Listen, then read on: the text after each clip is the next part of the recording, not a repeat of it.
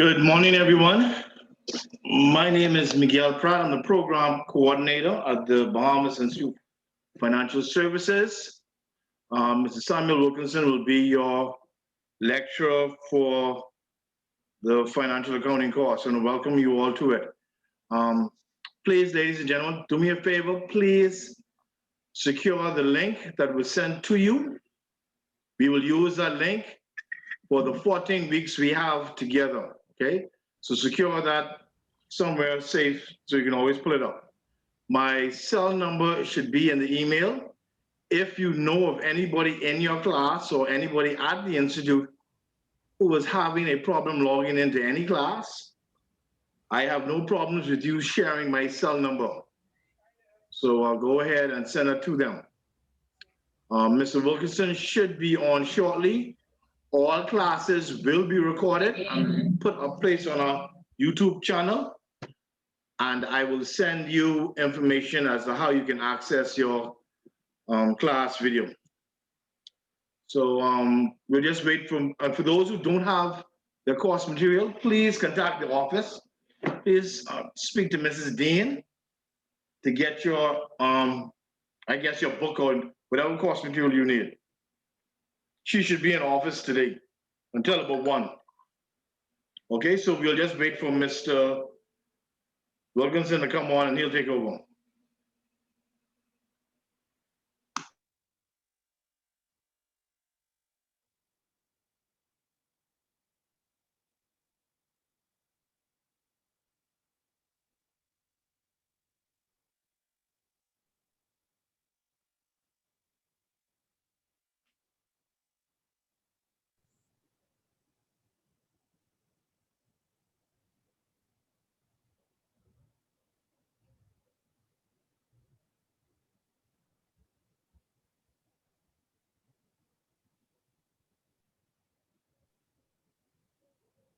Hello, good morning.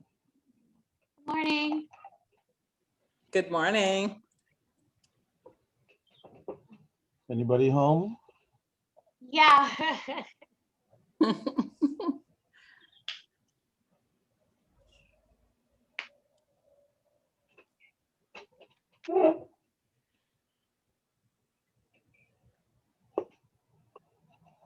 Hello and good morning. Good morning, Mr. Wilkinson. How is everybody today? Great. Well, Wonderful, wonderful. I can't believe it's Saturday morning at 9 o'clock already. And you guys are up with the chickens. That's a good sign. I hope everybody is well. Perhaps you'll get an early reward this morning, depending on how things go. Usually my first session is just a little blah, blah, blah. And then if you're really, really lucky, we get to finish a little earlier for the first time in a little while. So keep your fingers crossed. You might actually get out of this thing earlier today than expected. So how is everybody? I'm great. Wonderful, wonderful. All right. Well, let me just say that accounting is not always the most exciting course in the world, but it is a very, very important one. And so I'm going to do my very best in these early morning sessions that are tough to get up for in the first place, to see if I can be as enlightening as I can to you during the next couple of weeks. I like to keep my sessions, my accounting sessions, as interactive as possible, which means I encourage students to, if you have questions along the way, just ask them. You don't have to wait until any particular period of time before the class, after the class, and all that stuff. Just say I have a question and let it rip, so that you can get things sorted out as we have our discussion along the way. So no appointments necessary, just let the questions roll if and when you have them. Has anybody ever done accounting at all in the group? no, sir. Before? You did? No, sir. Oh, About 30 years ago. Yes. uh, well, let me just say it's nice to have another antique in the group if it's 30 years ago. It's fascinating. Well, not to worry. We're gonna go back. We're gonna go back to the fundamentals, and telling some non-financial, non-business persons the other day when I was doing an accounting seminar that you don't have to be an accountant to appreciate the importance of accounting. So I encourage everybody who's present, whether accounting is your direct work or your indirect work, it's something that will be of great benefit to you in one form or another. Okay? When I started as an accounting student a million years ago, I wouldn't say, I think you'll figure that out as all of my gray hairs in a little while. I was wondering, like, what the hell was I doing, wasting my time going to night classes to do accounting one, and all the other accounting courses I did, thinking this is never going to be of any real benefit to me anyway, but I need to do something. All these decades later, I am extremely happy that I took that first step. I've been teaching accounting for probably over 30 years now, and practicing for a long time as well. Okay, so you guys, whatever your objectives are, you're in the right place. You'll find some benefit in all of this suffering over the next 14 weeks. So not to worry. All right. Why don't we start off with me taking my register first of all, so that I can see who's present, and then we'll go from there.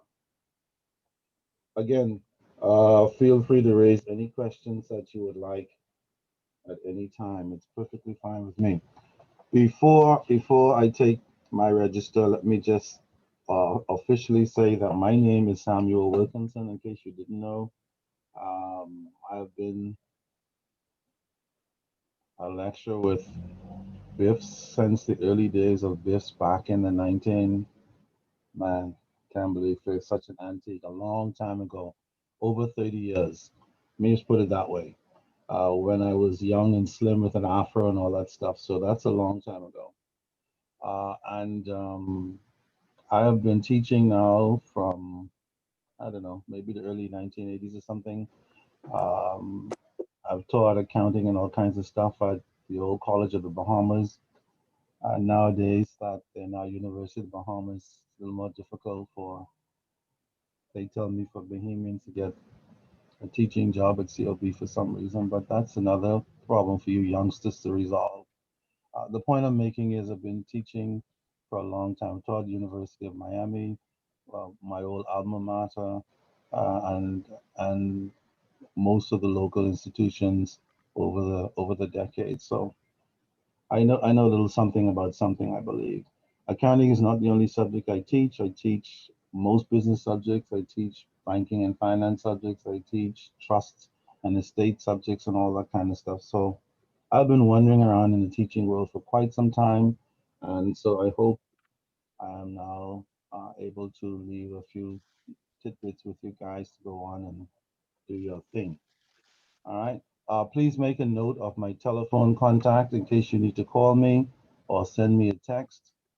It's 565-9551. And my email address is S as in Samuel, J as in Jack, H as in Henry, Wilkinson, WILKINSON, at hotmail.com. Mr. Wilkinson, Hi. you said 565-9551? Yes. Okay. Yes. Okay. Did everybody get my email address as well? No, can you repeat it, please?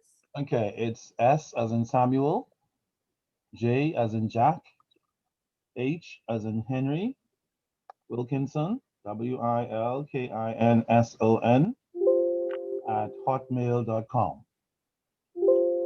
Now, for the next 14 weeks or so that we'll be doing this. I just want you to know if you have any questions during your reading, your studying, your preparations for examinations, and you're stuck on some issue, please feel free to either send me a text or send me an email. I'm always checking those things from time to time. I usually get back to you within 24 hours. If for some godforsaken reason I don't get back to you in 24 hours, just send me a follow-up and say, hello, Mr. 24 Hours. I haven't heard anything yet, or something like that.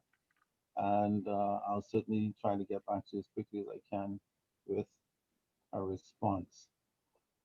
Hi, Mr. Wilkinson. I'm Yeah, sorry, I was a bit slow with the telephone number. Can you repeat that, please? sure. 565-9551.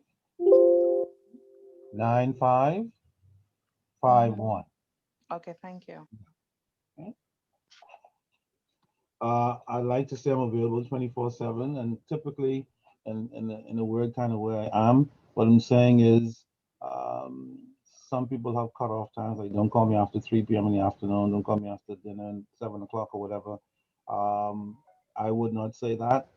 If you have an issue and 9 o'clock rolls around and you can't sleep because it's on your mind, you need to do it before you go to bed, feel free to call me or send me a text. I promise I won't be upset about it. If it's something that will get you to move forward in whatever you're doing. Okay, so that's not a problem. Okay, so let me see who I have with me this morning. When I call your name, I would like for you to introduce yourself. I would like for you to tell me who you are. If you would like to do so, what kind of work you do, that would be good. And any other exciting thing you can think of. Okay, because after all, we're going to be doing this for quite a number of weeks, so we might as well just buckle in, move forward. Okay, Natasha Augustin, is it? Natasha?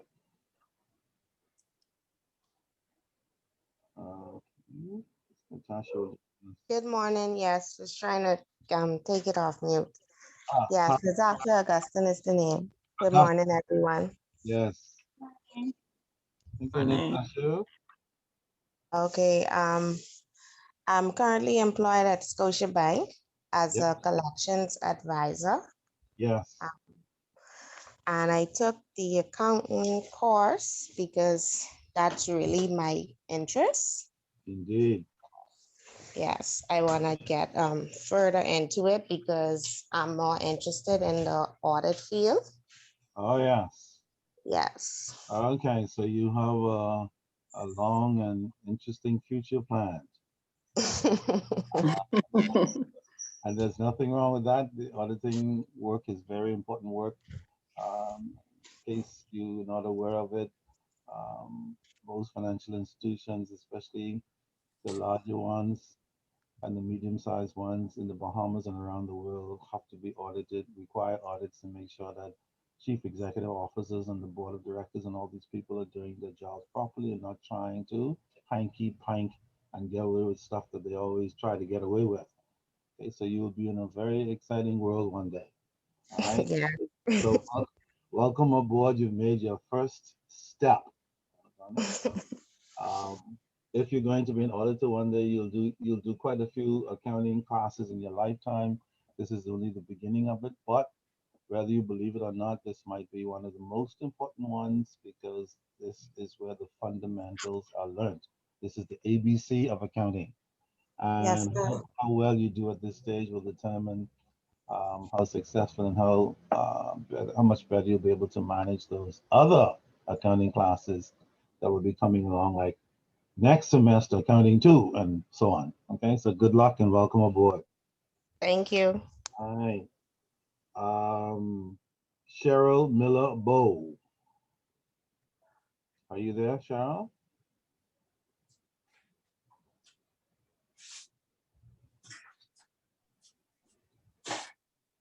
Okay, Cheryl is still having coffee, I guess.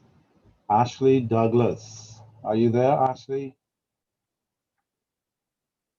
Hi, I am. Good morning, everyone. Good morning, Ashley. I am you said what we do? Yes. I'm an accounts receivables manager. Okay, so you're in the right place as well. Yeah. Okay, I guess it's redundant for me then to say, why are you doing accounting? But I'll ask it anyway. Why are you doing accounting? I guess just to sharpen my skills. I mean, I kind of, already in this, but Yes, you are. Yes, you are. this And is like my everyday thing. yeah, So not only is it an everyday thing, but accounts receivable is a very important part of the company's work, by the way, yeah, because depending on what company you work for, getting money back into the company that's been put out there is a very it's difficult pivotal. job, correct? It is. It is. Yes, yes. So, any accounting skills that you gather to help you do that job better and maybe move on to even better accounting work will only be in your interest. I always tell persons whether you want to be a professional accountant or not. In my opinion, everybody in any profession should do at least two accounting classes, which we call these days accounting one and accounting two. They are more advanced classes if you wish to go on to be more of an accountant slash auditor. But if you don't particularly want to do that and you're doing other work and you just want to be familiar with what's going on in the business and finance world, accounting one and two are good classes to do just to have under your belt for your professional life and your personal life, whether you can see it at the moment or not. Trust me, been there, done that. All right, way to go, Ashley. Good luck trying to collect money from people, especially nowadays. Things are very difficult. People are trying to figure out who to pay and who not to pay. Once upon a time, a long, long time ago, um, Natasha, I used to work in the recoveries. We call them recoveries back then, collections at Bank of Nova Scotia too, when I was a very young thing back then. Okay, and it was challenging then, so I can imagine what it must be for you guys now. Good luck. Okay, is this a carry account? Did I say that correctly, a carrier?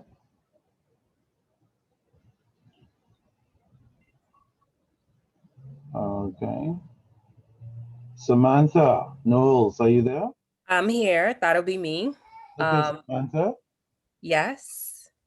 Uh, Akira probably doesn't know how to unmute a mic, but we'll give her an opportunity to sort that out. okay. So I work in a financial institution as well. I'm doing this course mainly because I always had an interest in accounting. I did it in high school. I'm also one of those dinosaurs, so kind of don't remember much right now, but I'm sure once we get started, I'll get into it. Yeah, absolutely. Interesting thing about me, I love to eat. I am a foodie, and Okay, and what does a foodie do again? a foodie eats every type of food that is out there. We experience it and we talk about it. You are kidding me. I am not. Samantha, Yes. I'm afraid that I am a little partial towards that name because Sam is also in yours, so that could be good. yeah, absolutely. Well, I'm now partial for two reasons. First of all, because Sam is in Samantha, Mm-hmm. and I have a sister whose name is Samantha, There we go. and we call her Sam. Yes. I'm Uh, sure she's a good person. I feel it. so far, so good. And it's been a while. Absolutely. Uh-huh. Absolutely. But how did you get into this foodie thing? I'm curious about that. Um, Like, how do you get to become a foodie? just really like to eat. Like I just like trying different things, trying different restaurants, different just different things. We know that a lot of people are closed-minded as it relates to what they eat because they're picky. I think Yeah. I'm unmuted now. Oh, wow. Akira is here, but it's my turn. You have to wait. Yeah. Sorry. I So- can't, like, I'm on now. Oh, she's really. Yeah. It's okay. She's trying to interrupt our conversation, but she can come after I'm me. sorry. I go on. But don't go, just hang on in there. We're talking. Okay. So- and you just try different things. Yes, being a foodie means that you are not afraid of trying different culture foods, different foods in general that is offered everywhere. Fascinating. And I'll Uh, answer Kiria's question for why she's doing this course is because I drag her. Does she work? Does she work? She was for- coerced. Does she work for financial institution as well? Akiria. Yes, she does. Yes, I do. Yes, I do. Okay. You know what, Samantha? That's crazy, the foodie thing. But I'm sure you're not alone. I don't think my wife would call herself a foodie, but she's kind of has that Samantha thing that you have, where every time we go somewhere over the years, she wants to try something exotic. While I'm asking for chicken every single day, do you have chicken? Do you have chicken? Do you have chicken? They're like, we don't sell chicken here. She always wants to try something like, can I try that? And I'm like, "Uh, do you know how much that costs, Mike? She's like, I'm not, aren't you gonna pay? So maybe, yeah, that's fantastic. How long have you been a foodie, Samantha? About 5 years. 5 years. Before I was like you, just chicken. Yeah, I used Just to be a chicken. just chicken person. Yes, it was just chicken. Now So- it's like, nope, no chicken, please. Anything else other than chicken. Fascinating. So there's hope for me yet. There is. I doubt it seriously, but we shall see. And I noticed you have one of my favorite guys. Why so serious? Aren't we all Yes. clowns? Pardon? I'm looking at this thing with the Joker that says, "Aren't we all clowns?" Yes, we are.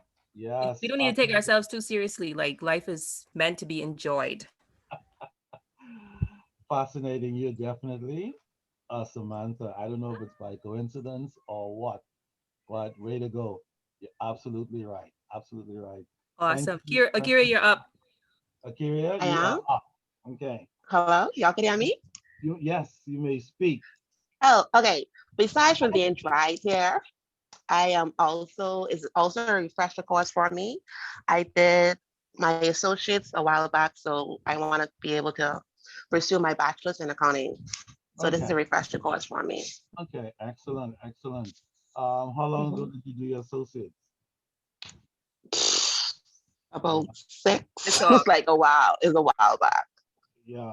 Okay. So you're trying to eventually get back to finishing your bachelor's degree in accounting and then moving forward from there. Yes, sir. Okay, excellent. So what type of what kind of work do you do, Akaria? What area do you work? I'm actually in banking operation representative. Okay, operations. So Yes, sir. you're that person who helps to get things done from day to day. Yes, sir. Okay, fantastic. Mhm. I know with COVID-19, some of that stuff has become a little more interesting and challenging. Doing stuff, maybe working from home, or even if you're in the office, getting back to people and getting things done virtually and all that crazy stuff. How is that working out? Every day is interesting. Every day is something new, something more weird than next. Yes.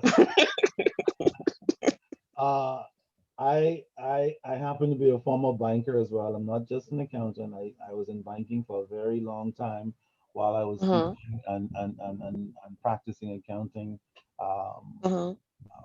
privately and so on.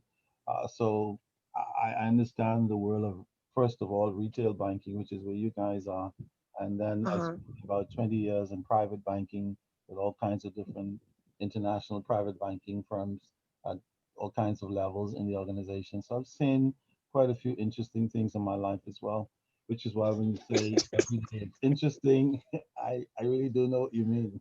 I'm not just trying to figure out what you're trying to say. So welcome aboard, Akaria, and Thank you. good luck with brushing up on your debits and your credits. Credits. Crystal, are you there? Ingram? Crystal Ingram.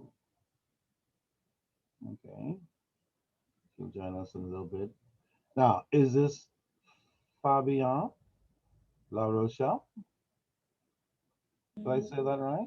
Hi, good morning. It's Fabian LaRochelle. Fabian La Rochelle. That sounds so Frenchy, Fabian. It is. Doggone it. Okay. Parlez-vous français? No, no. No. That's okay. You have all the time in the world. All right. Introduce yourself, Fabian. I'm currently with Scotiabank as a customer service officer. Okay. I'm taking this course to finish my financial certificate so I could pursue my BA in accounting. Okay. Excellent. Excellent. It's just so nice to have all this stuff going on. The Bahamas is obviously still in good hands. I could soon die in peace and leave you guys to do your thing. I remember what seemed like just yesterday, I was getting started with the same stuff that you're working with and wondering, am I ever going to survive this nonsense, madness? And yet, here I am. So hang in there. You guys are definitely on the right track. Okay? Good luck. If I can help in any way, I feel free to let me know. I have absolutely no problem with that. All right. By the way, this is an accounting class, but if you do have other questions you'd like to raise during the semester about non-accounting issues or accounting issues, feel free. If I can provide you with what I believe is a reasonable answer that may be of help to anybody, including your colleagues, feel free to raise those questions. Don't worry that, this is not an accounting question, but I'd like to ask it. Please ask it. I have absolutely no problem with that. Okay? I won't tell you, look, this is accounting, stick to accounting. I promise I won't do that. All right, Shadell, is it? Shadell McKenzie. Good morning. Good morning, Shadell. Introduce yourself. Tell us something. I've in the banking industry. I've been in the industry for quite a bit of years. I pay my bills with banking, but I enjoy gardening. That's my love. And so that's Wow, just a little bit about me. interesting. And you're doing accounting because, Well, I'm in the financial industry, so I mean, I've done accounting throughout the years, but just as a refresher, things have changed and, just to keep myself more marketable, I would say, that's a in good the idea. industry. That's a Yes, good idea, Shadell, because things have changed, things yes, are changing, and things will continue to change. absolutely. Certainly, take it from me. The more marketable you are, the more likely you will be able to withstand the course of change. Yes, Okay? yes. You You're guys correct. live in a very dynamic world. When I was a young banker, a professional back in the day, I thought that was dynamic. But this thing that you guys are living in is incredibly dynamic, not only from a professional perspective, but technological and all these other things that are changing jobs, changing the need for certain types of jobs and all. So you have to be ready. So you're on the right track, right? The more ready you are, the more capable you will be of withstanding change. Even as one of the dinosaurs, somebody said earlier, I find that every day of my life, even at this stage of my life, I have to be thinking change. Because I can Yes, easily say, you know what? I'm an old guy, the hell with that stuff. I'm tired of making these bloody changes. But if I don't change, there are consequences. So you definitely are on the right track. Welcome aboard. thank you. Okay. Irvinet, did I say that correctly? Irvinet Pratt? Correct. Morning, Did I everyone. say that correctly, Irvinet? You are correct. Okay. Introduce yourself, Irvinet. Irvin Pratt here. I'm currently employed at RBC Okay. over the past 16 years. 16. Wow. For me, I was part of the accounts payable and receivable team.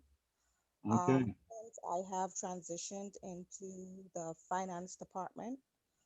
wherein I will be responsible for classifying and making sure that the correct payments hit the correct GLs and they're classified correctly.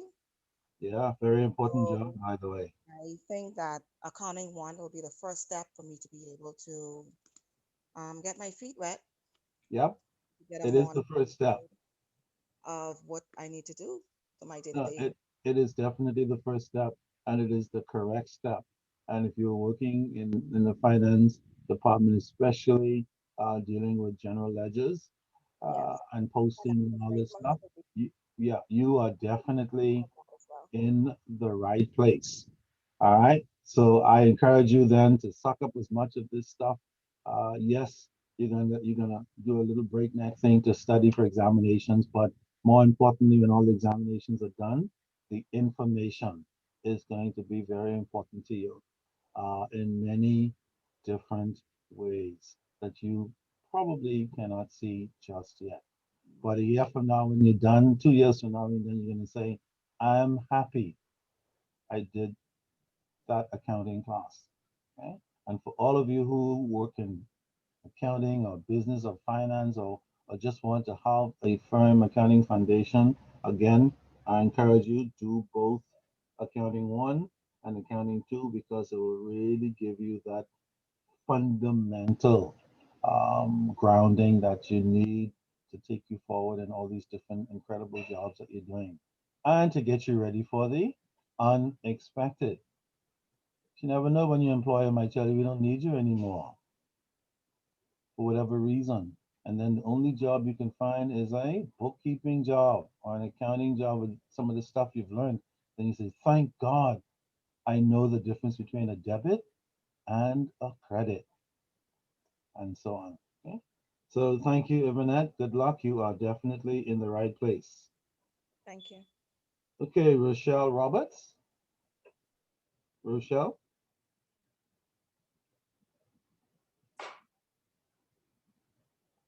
Okay. Michelle Roca. Are you there, Michelle?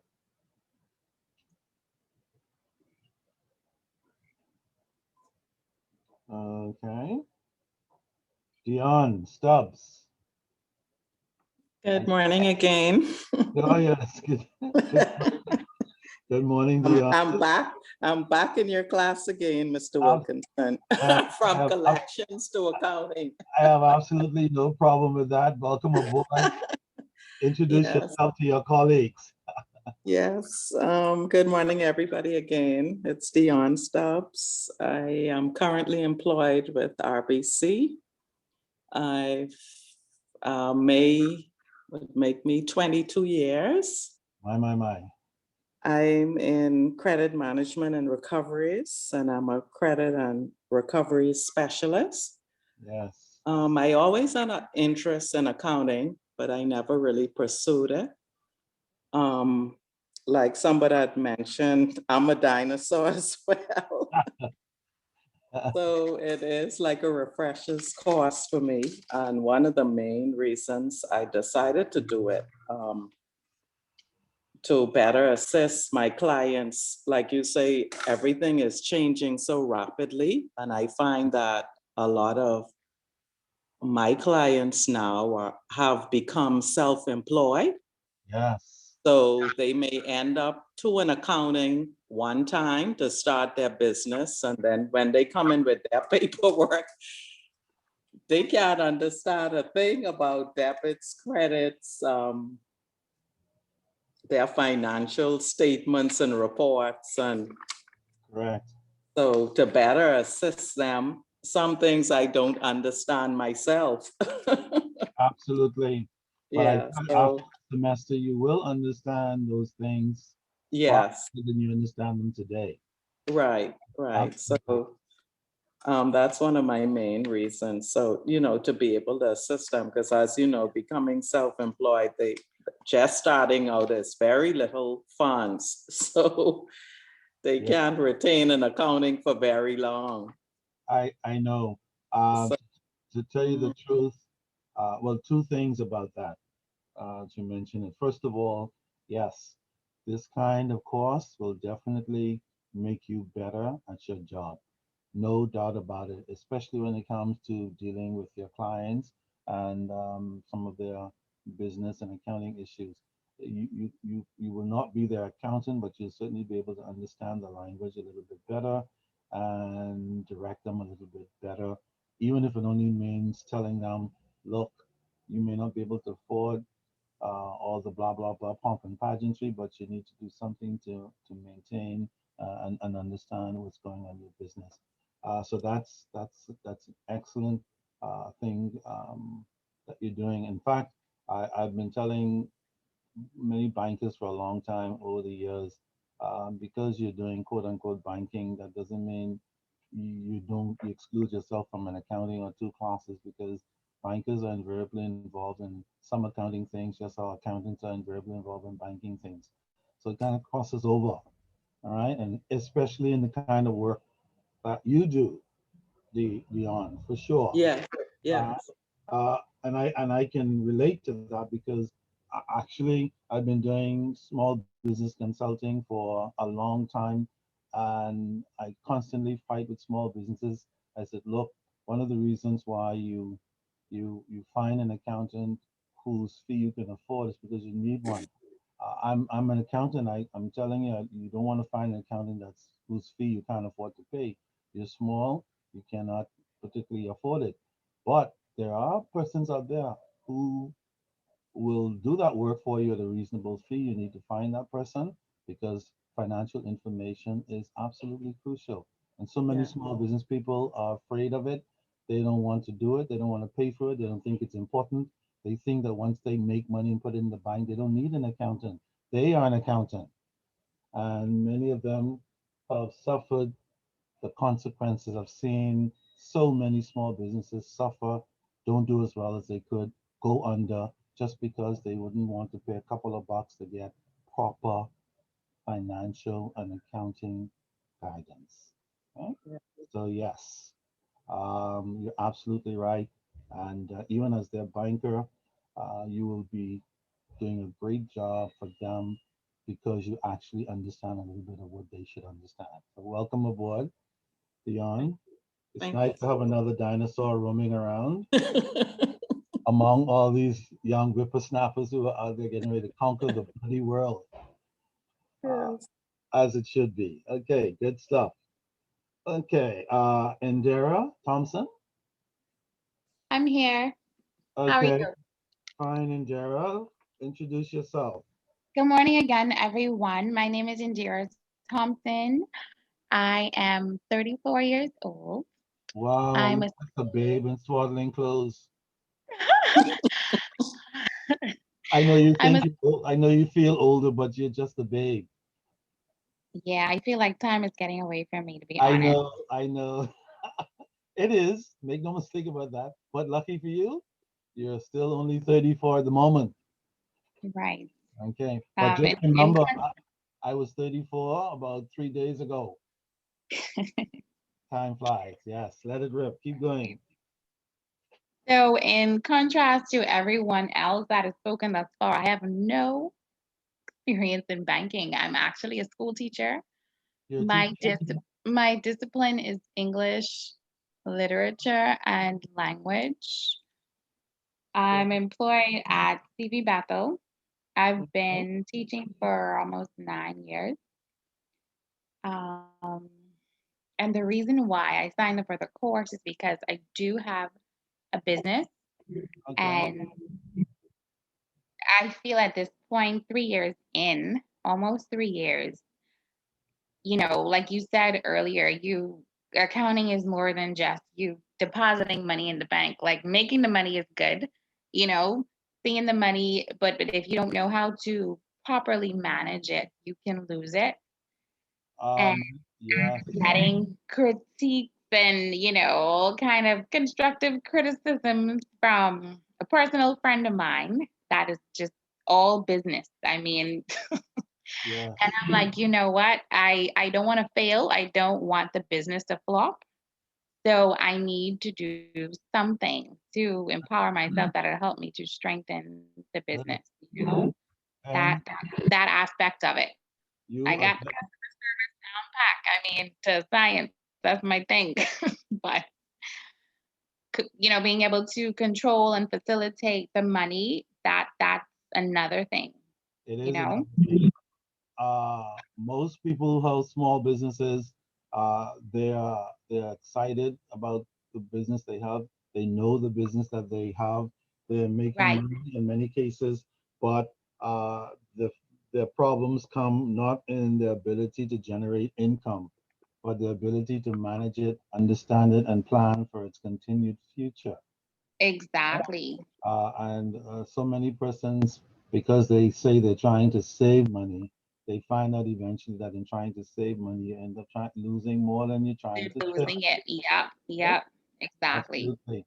So you're definitely on the right track.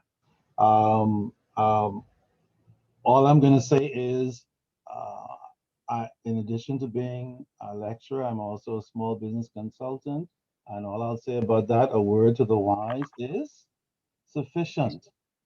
Sometimes once you get information, you have to act on the information and then move forward. So you're definitely in the right place, Indira. All right.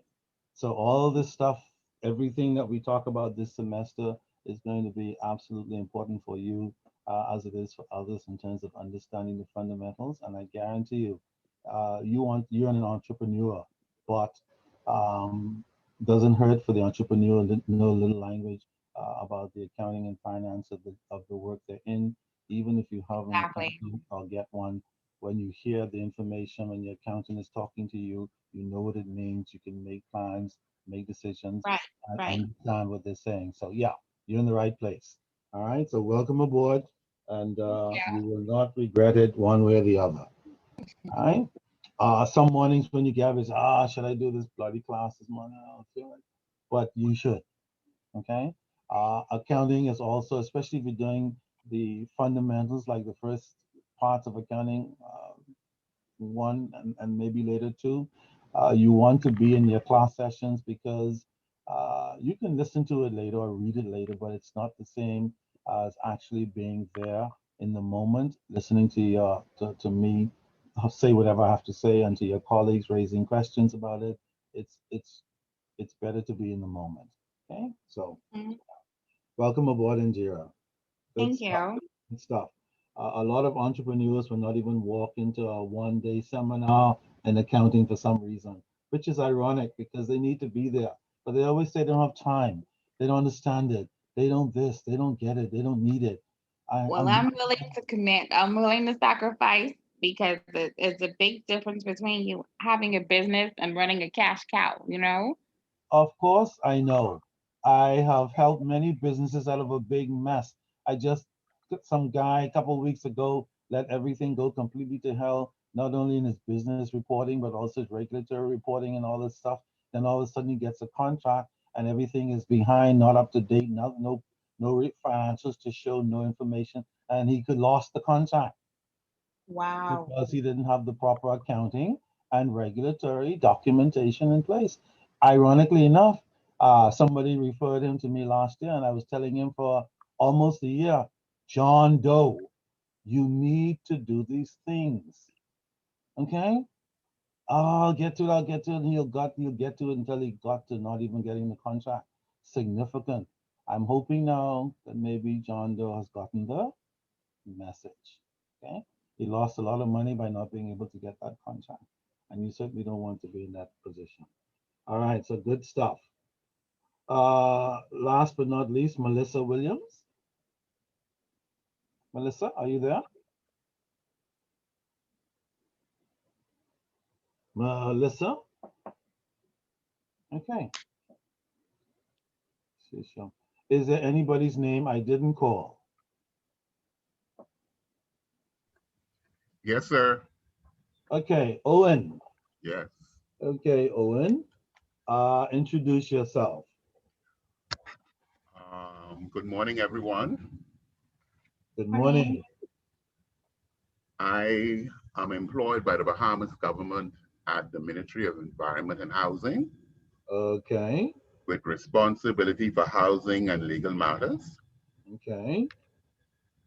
I took the Mastering Mortgages course, and trust me, I know I do paralegal work, but that was an eye opener. I learned a lot, Yes. and that inspired me to do an additional 1 or 2 more courses to make me more competent in my area of work. No question about it. Additionally, I am at my mid-career level, and I Yes. am anticipating a second career move, and I want to be well prepared for opportunity. Indeed. Indeed. Is that second career move in financial services or? Not particularly. That's okay. Because the stuff that you've done so far will be of assistance to you wherever it is, especially accounting. All right, by all means. So you're definitely on the right track, and I encourage you, if you're contemplating a career move, look at all the other courses that are available that could be of assistance to you, and rob a bank and do them because they will come back to be of great benefit to you down the road in whatever area you're going into. I guarantee it. Okay, for sure. Sometimes at this stage of my life, when you get over a certain age in the Bahamas and around the world, people need your skills and your experience, but oftentimes they don't want to, they think they have to pay an arm and a leg when oftentimes that's not true, or because you've past a certain age in the work world, they don't want to hire you, when in fact, that's the kind of person they should hire to help them get a lot of things done. It's very important to be able to transition and make the kind of decisions that you're planning to make. So you're definitely on the right track, Owen Curry. And I encourage you, any other courses that could be of benefit to you in that transition, do them. Do them if it kills you, because later on, they will come back to be of great benefit for you. Right? Um, my children come to me all the time and they're always fascinated. They said, Dad, you seem to know everything about everything. I said, not really. How do you do it? I'm like, don't worry about it. Just keep on changing, keep on growing, and you'll see how it works in due season. And so I say that to you, especially in this transitional period. I understand it completely. Okay? All Thank right, you. so welcome aboard, Owen. Great stuff. Okay, anybody else whose name I didn't call? All right, wonderful. So let me just do a little bit of housekeeping then, now that we have everybody on board. Accounting, let me just warn you, accounting is not always the most exciting thing to read and to study, especially if you're doing it for the first time, or even if you're not doing it for the first time. But I encourage you, whenever you're feeling a little frustrated, just take a nap, go and look at the sunset, whatever you're doing, go back to it. Do not give up. I've had 1 or 2 students in my lifetime who just kind of gave up and said, man, I don't know about it. I'm just saying to you up front, don't do it. Whenever you feel a little frustrated, send me a text, take a nap, have a glass of wine, whatever you need to do, and then go back to it until the very bloody end. Remember, it's not over until the fat lady sings. All right. If there are no questions at the moment, then let me just do a little housekeeping. Let's start with the textbook. Does everybody have a textbook? No. sir. No. No. Okay. Have you been told anything about the textbook? No. I haven't.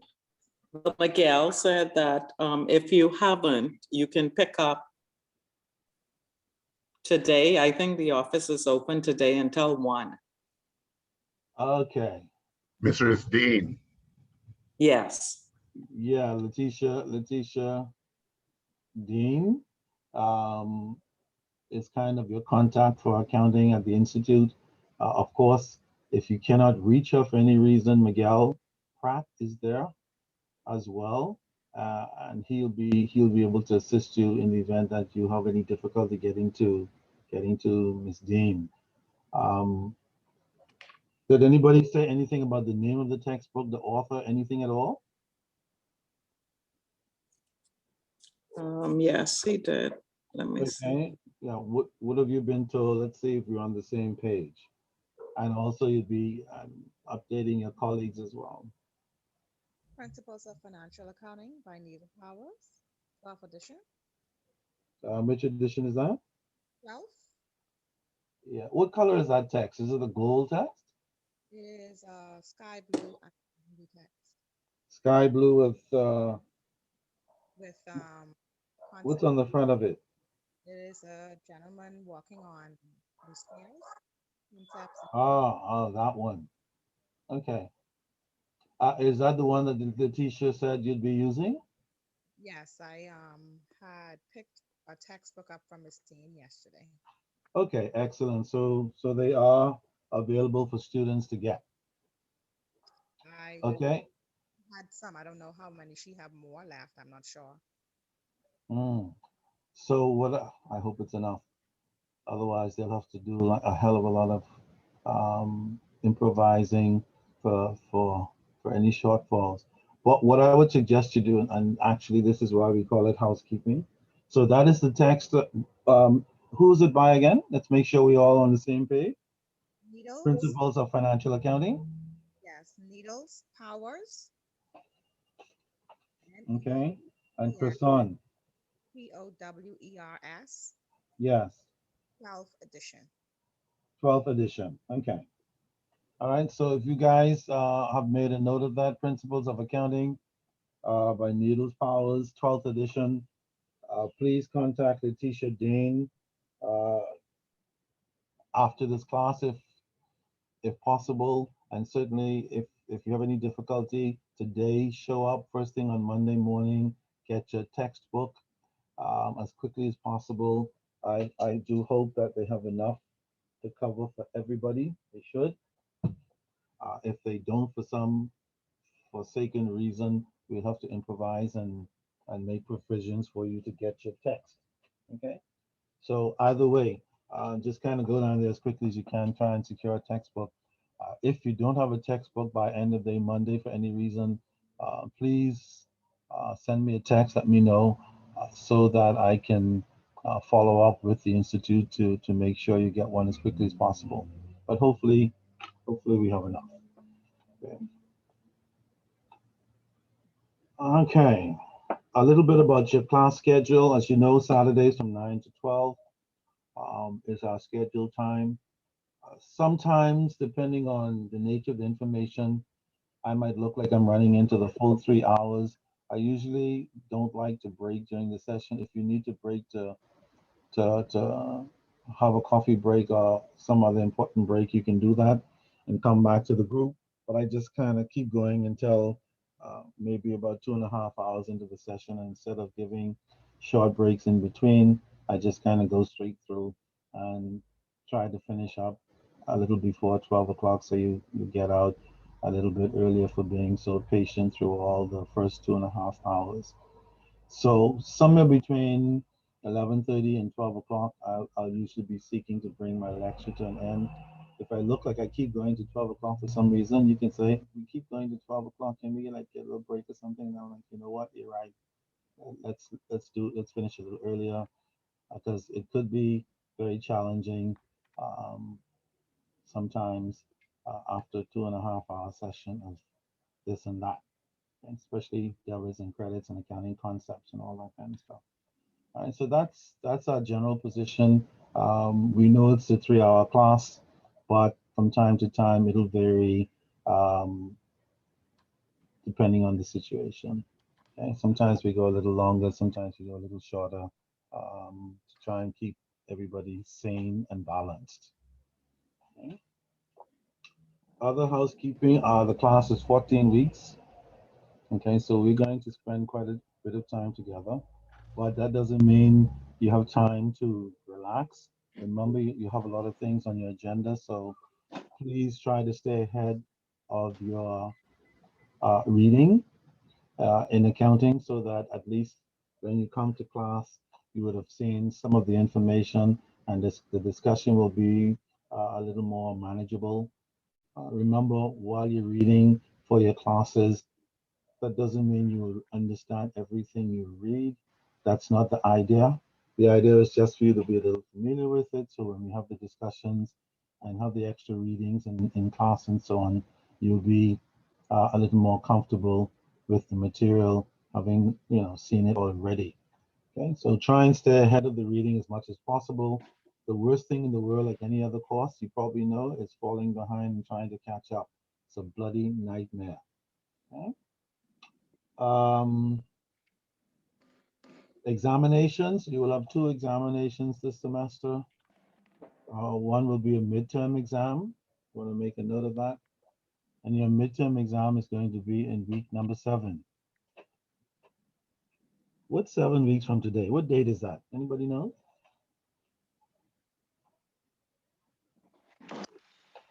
What date is that? Week number 7. It's the 7th week from today.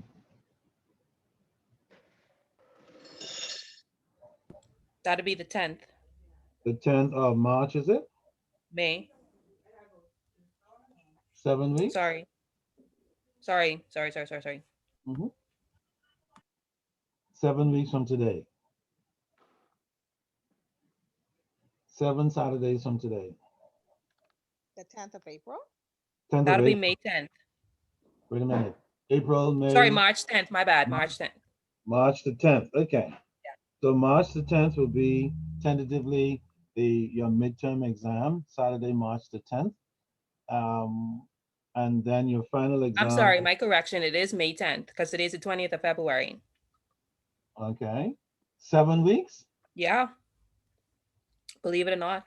Wouldn't it be April 10th? 1, 2, 3. You right. Is it April or May? It's April. Sorry. It is April. I'm looking at my phone and it's crazy. It's It is April 10th. Okay. So we agree. It's April the 10th will be your midterm exam, which means that the 14th week will be when?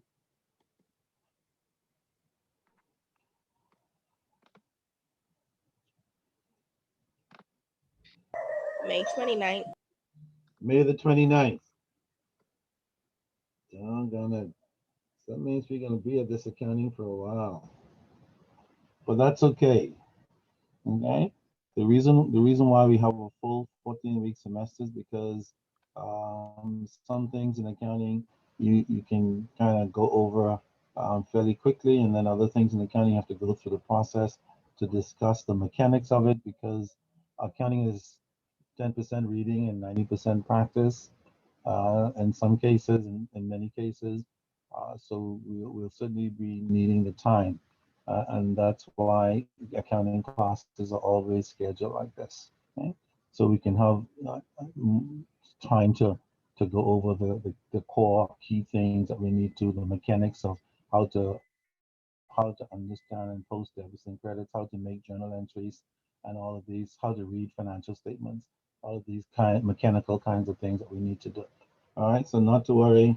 The only thing you need to try to do on Friday night is get enough rest, so that come Saturday morning at 9 o'clock, you have enough energy to sit through your accounting classes without losing your mind or losing track.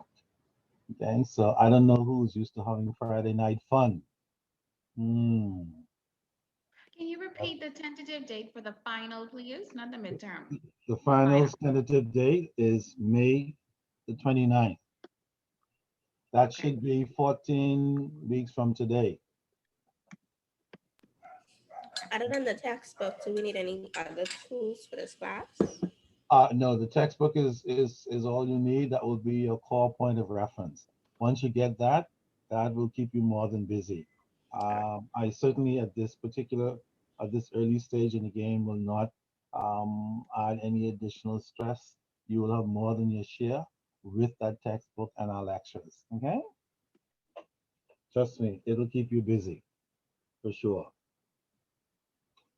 All right. What else? Examination format. Your midterm and your final exam will be done virtually. I will send the examination to Miguel. He will set it up virtually. You'll come online. You'll have to open your video because I will have to invigilate just like in-class session. So I'll have to see everybody in the examination. Uh, the examination will also have a set of Word documents attached to it so you can answer all of your questions in the Word document. And then when you're done answering your questions, there is a send button on the examination mechanism, and the examination will be sent to us at BIFS. And then I can go ahead and do my grading. But that's how your examination will work. In case you wondered about it, it'll be all virtual. Um, and then you hit the button once you're done. Usually examinations, you have the full class time. Some students don't need all the time. Some students need more time than the class time to do it, but you will have up to 3 hours to do each of your examinations. If you finish before then, no problem. You hit the send button and you are done. Okay?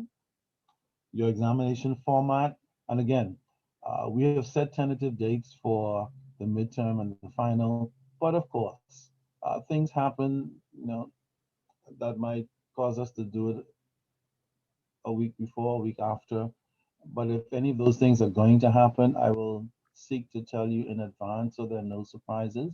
But from this vantage point, those dates are set for the moment, and hopefully nothing happens to change them. Okay? We should be fine. The format of your examination will be three different parts. You will have some definitions that I will ask you to define. What is accounting? What is a debit? What's a credit? Basic fundamental. I'll ask you to define some things. Make sure you can define them. Also, there'll be some short answer questions for you to answer. And of course, most importantly, you will have problems because that's what accounting is all about. Preparing financial statements, preparing journal entries, processing accounting cycle information, and all this stuff, which will make a whole lot of sense in a couple of weeks. Okay. My examinations usually do not contain any surprises. Every question or set of questions that I ask you to respond to, it's usually because we've talked about it, you've read it, you should have seen it.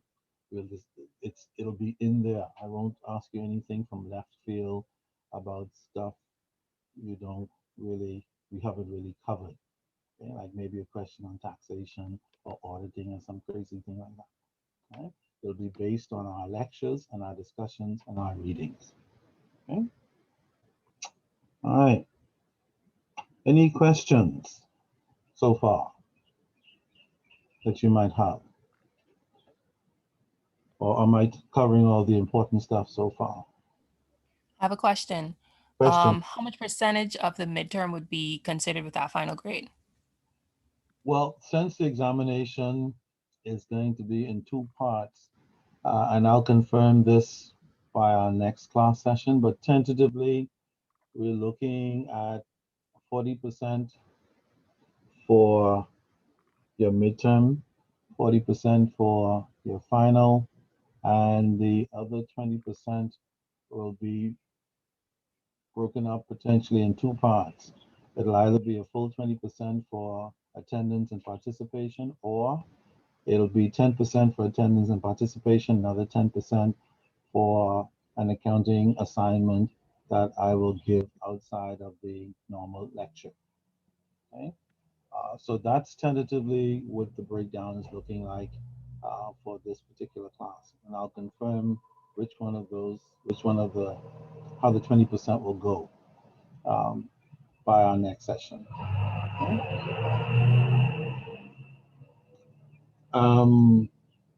What else is there? The examination will not be cumulative. In other words, after we're done with the midterm, the final exam will not contain midterm stuff unless it's by default. What I mean by that is in your final exam, you will not be expected to go back to chapter 1 and study everything all the way up to chapter wherever we end. Okay? If If the midterm is based on the first 6 chapters, then in your final exam, you will not be expected to study for the first 6 chapters. You will be expected to remember the principles from the first 6 chapters, because sometimes accounting builds. Basically, everything you learn in chapter 1 builds into chapter 2, which builds into chapter 3. That's how accounting works. So if you don't learn debits and credits properly, when you get to chapter 7, have to process an entry that relates to chapter 7, accounts receivable transaction, for example, or accounts payable transaction, or cash transaction, whatever the case might be, you're going to be stuck a little until you understand how debits and credits work. So it's important to try to understand as much of the early level stuff as possible, because they are fundamentals. They're like the ABCs of accounting, and they will always be popping up no matter what topic area we're studying and what level we're studying. Okay, very important. But the examinations themselves will not be cumulative. The first exam will be somewhere between chapters 1 and 6 or thereabouts, and the second exam will be somewhere between chapters 7 and 12. And I'll give you a breakdown of those chapters in our next session. Okay? As soon as we all get our textbooks together. So that's the housekeeping, how things are planned for this semester. And again, if after you've gone away and you think of anything and you have any questions, please feel free to raise them. Okay, anytime. Yes. What's the passing mark for the class? Accounting. Pardon? Accounting is 70%. 70? 70. Okay. Okay. So you may want to. I don't expect anybody to get below that anyway. I'll be very hurt and disappointed because I create the expectations and put you on the spot. I expect every student in my class to pass their class. You certainly have the option to redo it, but I want you to do what I used to do back in the day when I was in university, and especially that I had to pay my own way. I had a very simple motto: I cannot afford the time and most especially the money to do any course again. Okay, so that's just sort of a little more motivation speech there. But yeah, 70% is your passing grade. It's quite doable, and if you stay on top of your reading and be diligent in your study and raise the right questions, when you get stuck, you should all be fine. Okay. Any other questions?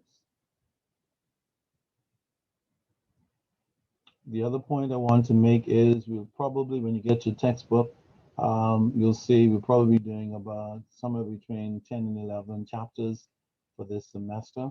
I'll confirm exactly what those chapters will be.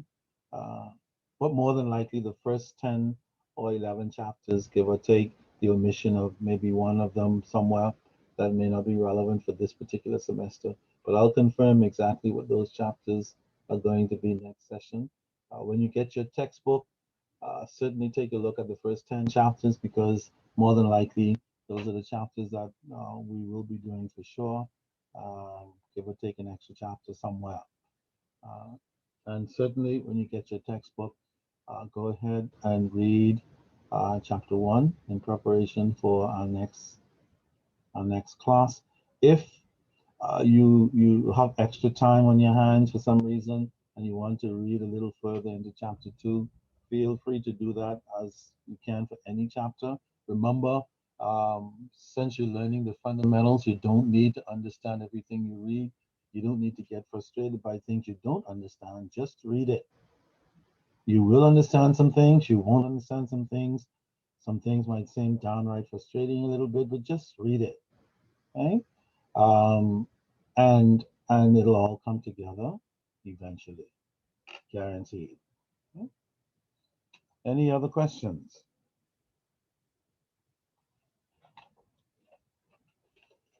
Okay.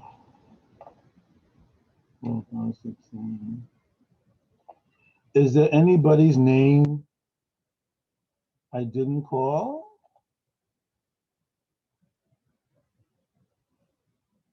So I did call everybody's name. Let me just do another recall for those I don't have on my list. Cheryl Miller. Okay. Crystal Ingram. Rochelle Roberts. Michelle Roca.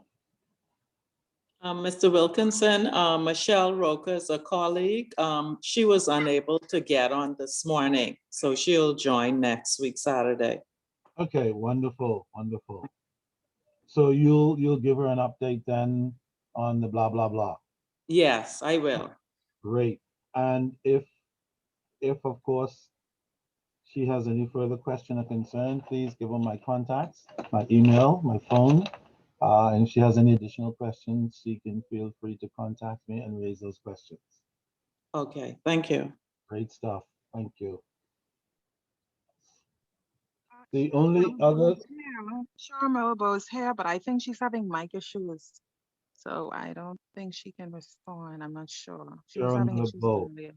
She's here, but she's on, but I don't know if her mic is up yet. Okay, okay. Let's make it interesting and exciting.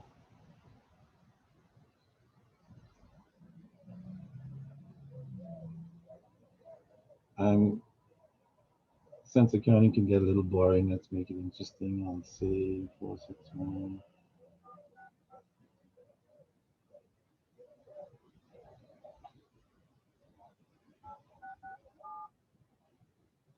See if she answers.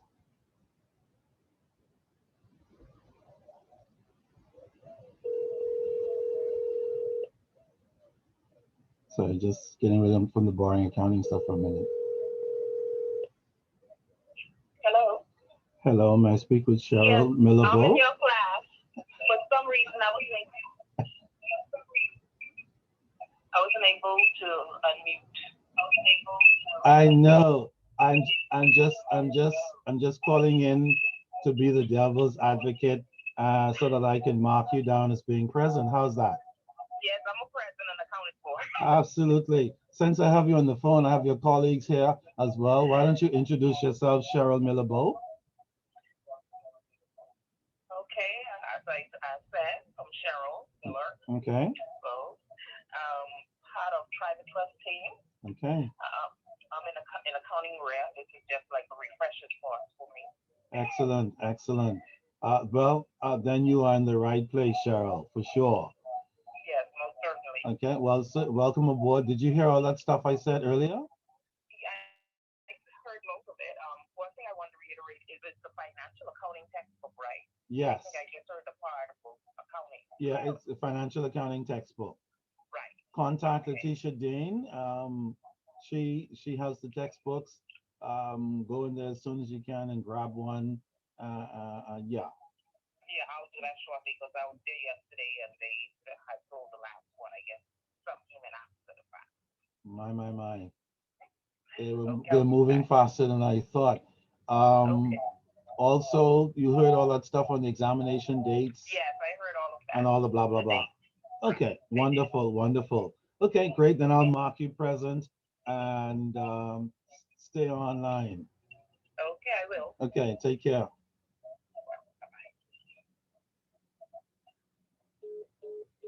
Did you guys hear that from Cheryl? Yes. Yes. Thank you very much that this bloody phone thing works. All right. Any other questions? If there are none at the moment, then I just have one more thing I'd like to say before I allow you guys to go out and grocery shop and do the mall thing, because beginning next week, we'll be going straight through our sessions until the very end, trying to get some of these important accounting concepts under our belt. But I do have, you can hang on for a moment, I'll try and find this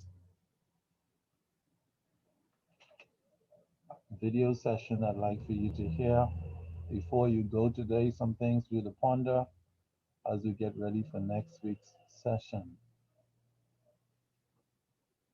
Okay, Give me a second. Let me see if I can pull this up.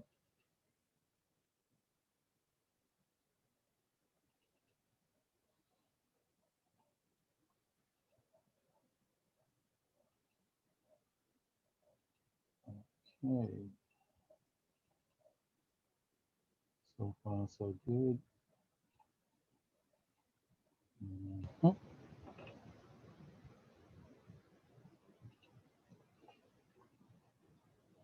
So far, so good.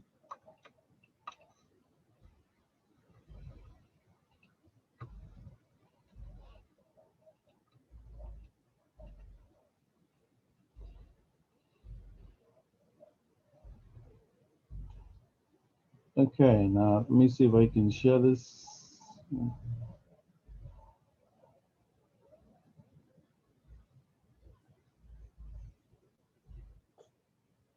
Let's see. Hi, welcome to a quick Can you guys hear that guy? Yes. Yeah, Okay, I did. fantastic.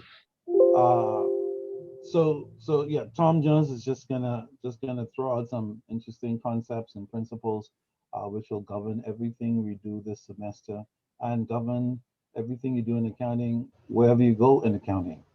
Um, I just found this particular um, video tip interesting as an introduction for new students, so you can at least hear the words and listen to the intent of the whole set of principles of accounting, which govern what we do as accountants and bookkeepers and persons in finance from day to day. All right, so kick back for a few minutes. Let's listen to Tom Jones say what he has to say about accounting principles and concepts, because it is so fundamental, as you'll see beginning next week, to the whole process of understanding accounting and doing the job correctly. Like every other profession, it has its set of rules and principles that we have to be guided by if we're going to do any kind of accounting. And so let's see what he has to say. lesson on the accounting concepts and principles. And the accounting concepts and principles will form part of any introduction to accounting course.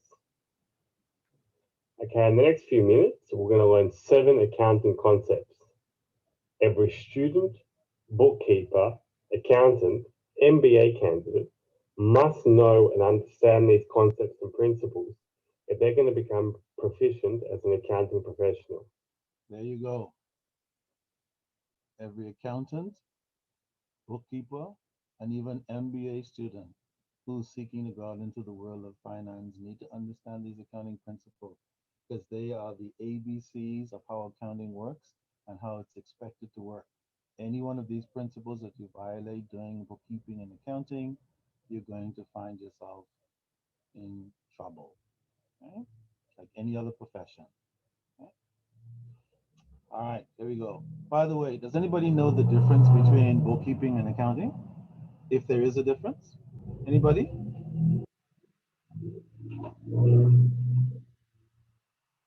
Who wants to make a guess?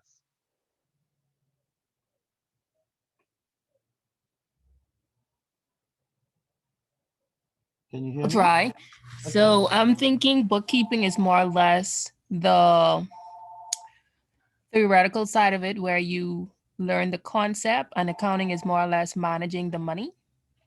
Oh no. Okay, that's getting really warm, especially from a theoretical perspective, definitely. All right, so that's a good shot. Anybody wants to give it a shot? Add to it? Change it? I would say bookkeeping. A bookkeeper is the one who deals with the accuracy of the GL codes, whereas accountants deal with the financial statements and that. Even warmer. Man, the more somebody kicks in, the warmer it gets. Absolutely. Okay. The first suggestion was a theoretical beginning, and the second one is closer, even closer to the more practical difference between bookkeeping and accounting. Anybody else wants to take a stab at it? Hello? Yeah, you want to take a stab at it? The difference between bookkeeping and accounting? I'm guessing bookkeeping is making sure that everything is recorded properly, Mm-hmm. and accounting is just making sure that the information is there. Okay, even warmer. All right, so here you guys are having not seen accounting for a long time in some cases, and in some cases not having done it at all, making some very interesting inputs about what accounting and bookkeeping actually are. Some people believe that accounting and bookkeeping are the same. Uh, in a sense, they are the same, and in another sense, they're not. For example, if you are a bookkeeper by profession, you are not necessarily an accountant in the context of how we use the word accountant. Usually, when we use the word accountant, we tend to be using it in a professional capacity in terms of being an auditor or having gone on to get a professional certification such as an ACCA or CPA. That's what we're thinking about oftentimes when we say the word accountant. However, uh, if somebody's a bookkeeper, that doesn't mean that they're not an accountant. They are accountants. They're just not professionally certified accountants.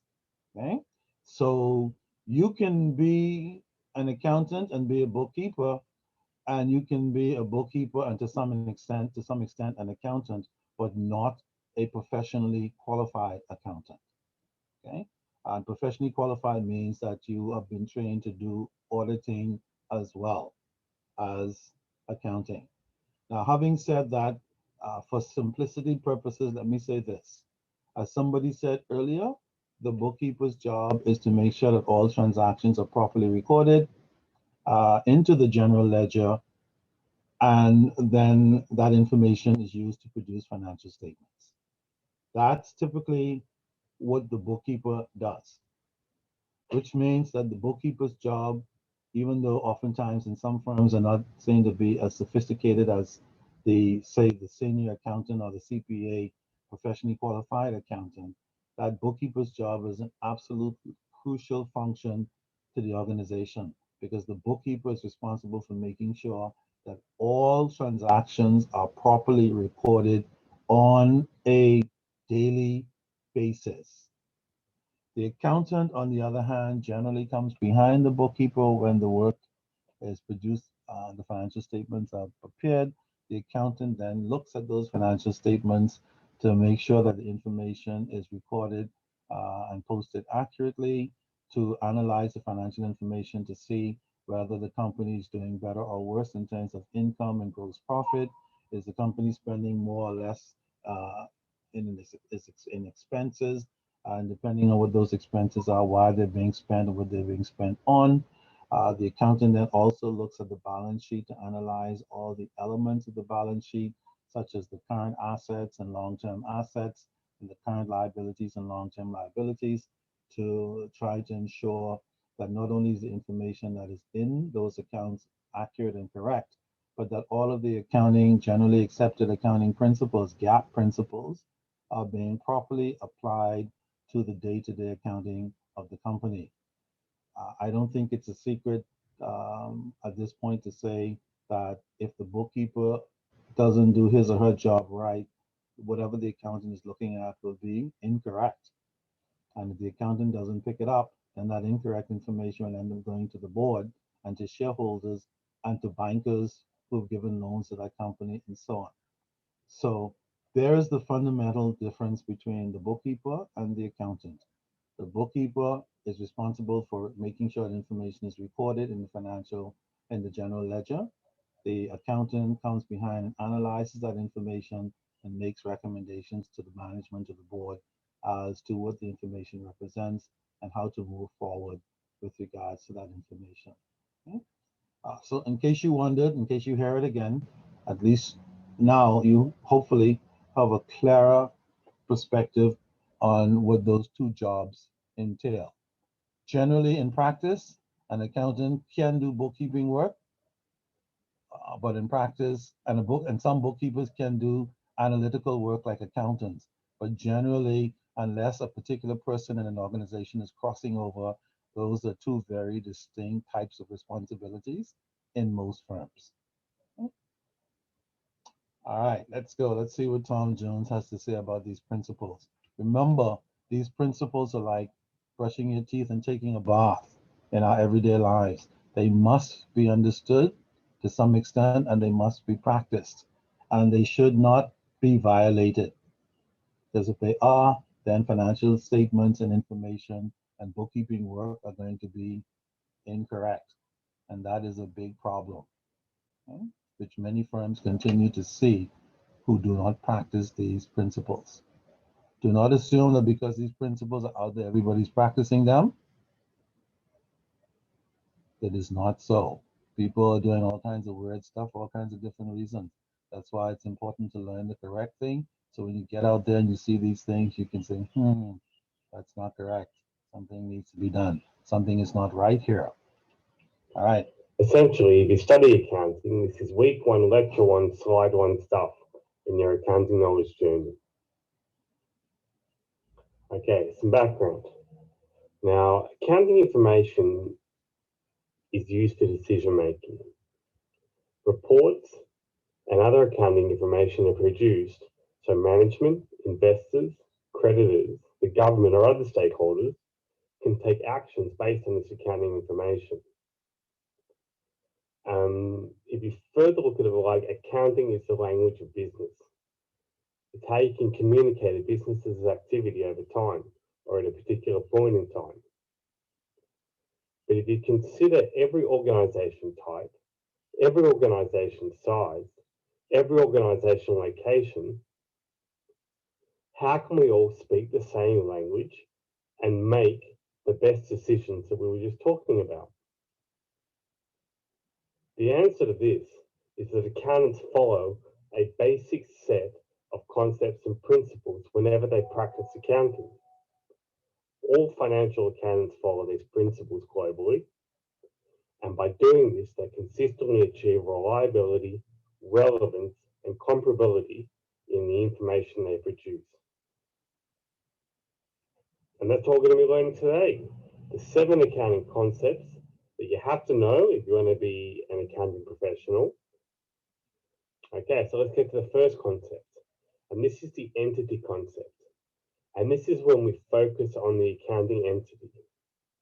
What this means is that when we perform the act of accounting and present accounting information, we are presenting accounting information and measuring accounting data about a particular entity and that entity alone.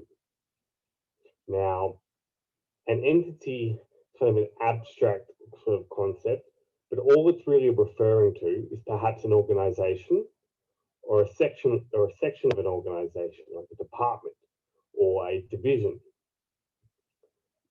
But the key idea is whatever entity you're reporting or measuring will stand apart and separate from every other entity, every other organization, and separate from individuals themselves.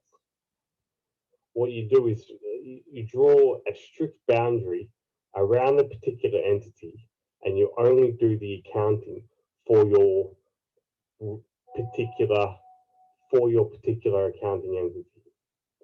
What this means is that when you present your accounting information, you don't have your data and resulting reports mixed up with other uncontrollable or irrelevant entities.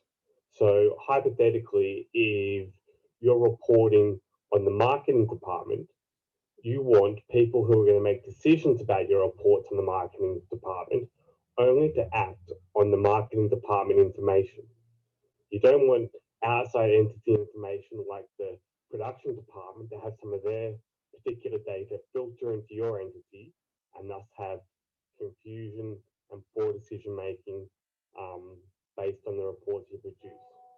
So that's the accounting entity concept. Yeah, that an example again is instead of a department, I mentioned that you keep individuals and entities separate.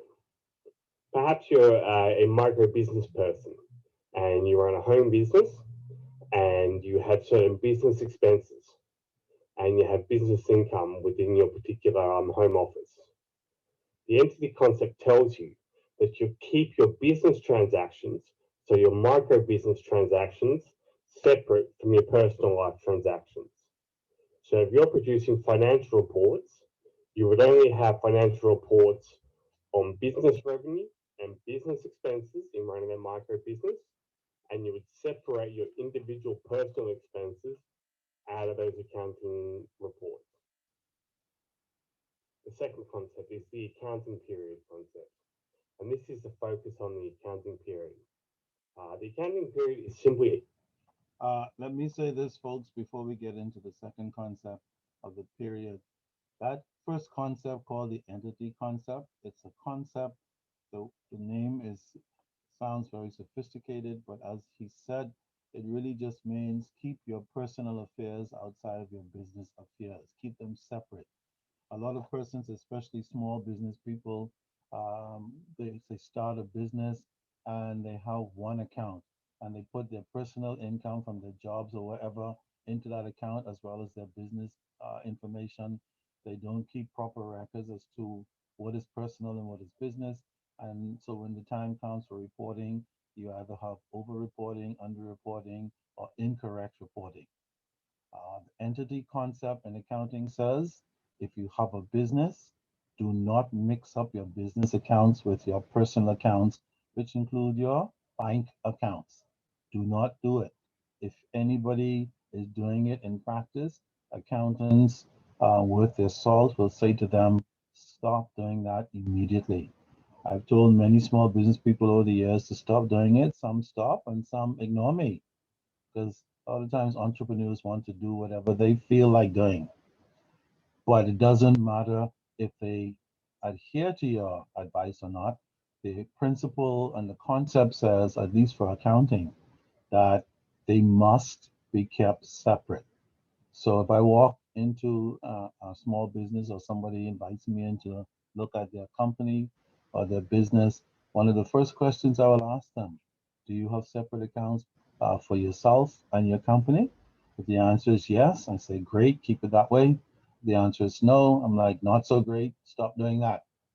There are consequences down the road for doing that. And those who stop are happy about their decision later, and those who don't stop find themselves wanting later. Okay? Did everybody hear that? Yes. Okay, great. Yes. A unit of measurement. It's a time period. The idea is that the life of an organization is indefinite. Could be 1 month, 1 year, 10 years, or even 100 years, or even more for some of the older organizations that we have in the world today. So to get value out of our accounting information reports, we have to have some sort of set time period where we can make sort of comparison between report and report. There will be no, it's an extreme example, but if you were the chief financial officer of the Ford company, and this company had been going since the early 20th century, it would seem kind of extreme to have one profit and loss report for the 100-year or the life of the period. You wouldn't have one profit and loss report from 1900 to 2015. That would just be impractical and wouldn't serve much purpose for decision making. So what accountants do is they break the life of an organization, in particular time periods, and these are known as accounting periods. Often there are regulatory required accounting periods. So for instance, if you're listed on a stock exchange, you often have to, I think you always have to produce an annual report if you're a public company, and you have to produce an annual report for your stockholders. But there's also internal accounting periods which you can set yourself. So for instance, management often needs accounting data much more regularly than stockholders. So an accounting period for management reports may be monthly or even weekly. Um, they may get weekly sales reports or monthly cost reports, and in that case, the accounting period is a month.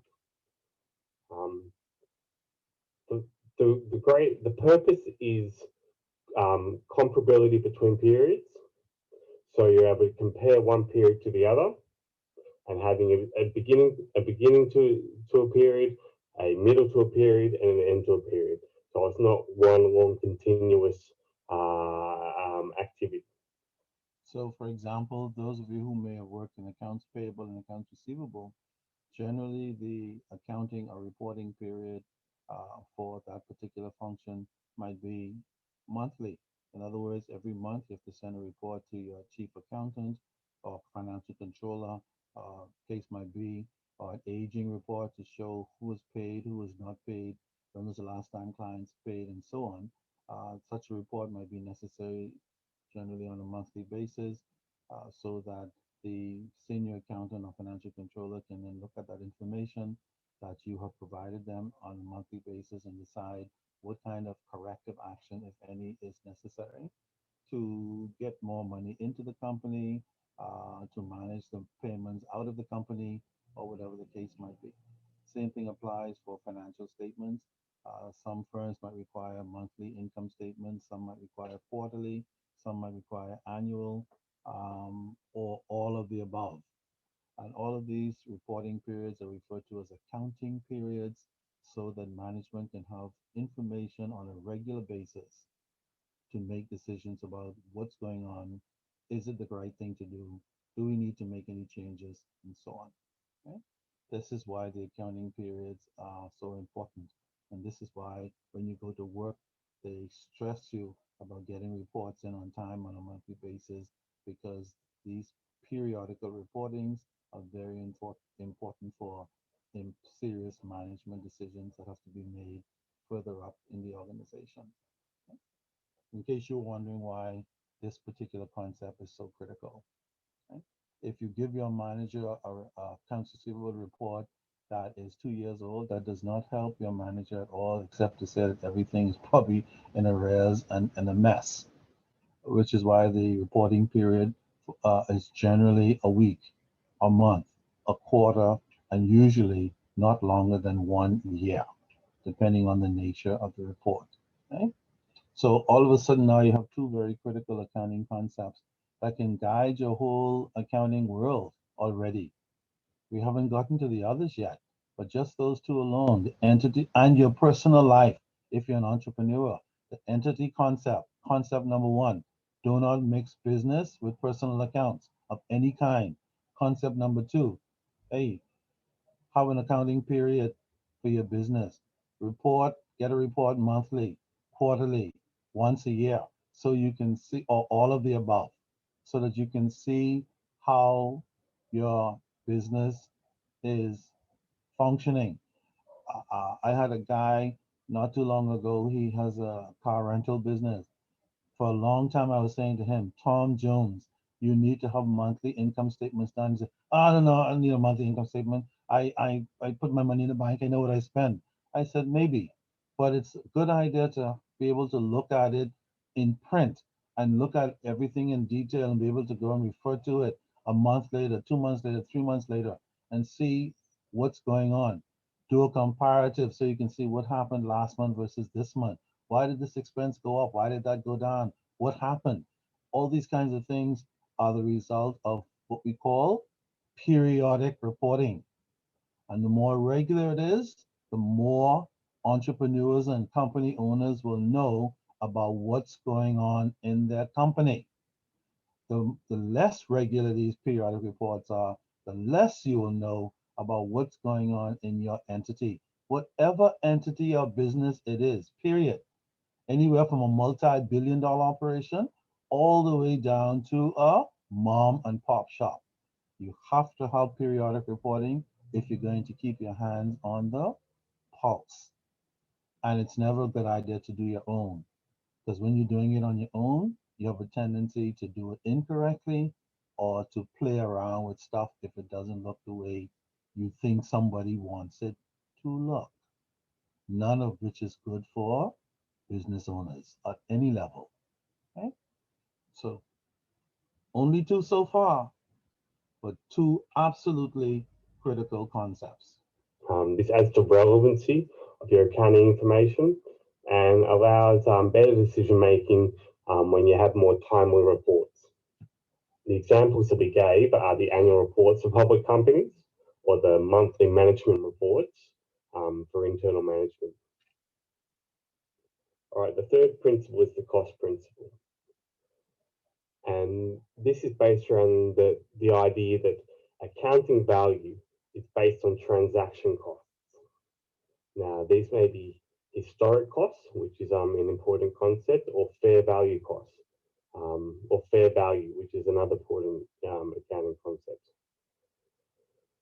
And both of these, whether it's historic cost or fair value, is that we don't record transactions or values on what we think particular items are worth. We always base our values on financial transaction evidence. And let me say, this third principle on the cost principle, this transaction costing, is another crucial aspect of accounting. Whenever an accountant or bookkeeper records a transaction, it has to be based on something that has already happened. That's why we call it transaction costs. We cannot put any entry in a general ledger unless it has already happened. So if you have a boss that comes to you and say, can you please put in this entry, it's going to happen next week, you cannot put that in. If they threaten to fire you, they need to fire you, because according to your accounting principles, the principles that govern the accounting work you do, you are told you cannot and should not do it. The only transaction that you can record is the transaction that has already happened. You have a source document or receipt or invoice with an amount on it and a date. Once you get those in your hands as a bookkeeper or accountant, then you can record. Until then, you cannot have that conversation with anyone because you are obliged under your accounting principles not to do it until it's happened. And you have the facts on paper in your hand from which to record. I cannot make it any more clearer. Many people have tried to violate that principle and found themselves in trouble. Some do it because of ignorance and poor training. Others do it on purpose because they're running some program within the organization that is out of order. That's why these principles exist and concepts, so that anybody studying accounting will know what is required. Everybody will be on the same page, no matter where we are in the world. The principles do not change. And if you go to work in another country, they still apply. And if somebody in that country doesn't want you to apply them, you have a problem, Houston, because you're required to apply them no matter where you are.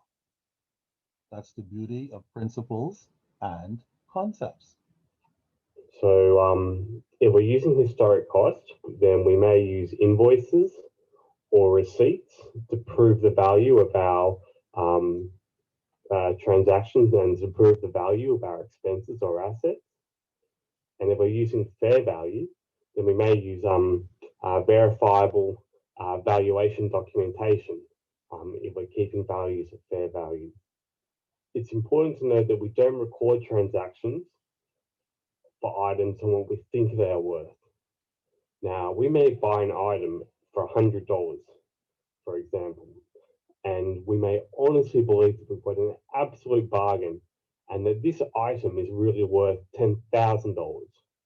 Now, even though we paid $100 for it, we really think it's worth $10,000 and we got an absolute bargain.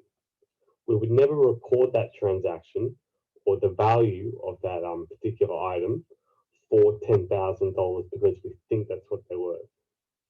We have to base it on evidence, and particularly the transaction that we went through, and use those values. What this does is by relying on transaction costs, we have an objective measure of value. It's not subjective what we think they're worth or what we assume they're worth. When there's a transaction occurs between knowledgeable, willing parties, there's a buyer and a seller, then we know that that's an objective measure of value. The seller thought it was the correct value, the buyer thought it was the correct value, and we have that verifiable cost to enter into our accounting information. This allows decisions to be made with more certainty when we have this objectivity as to the reliability of our accounting information. And with that reliability and certainty, ideally our decisions will be better. All right, an example talks about historic costs. Our example could be where if a business is buying an office building, we would have documentation about how much we paid for the office building, maybe $100,000 for the building, a very cheap building in some parts of the world. And our historic, we would enter the $100,000 into our accounting information system or our accounting data.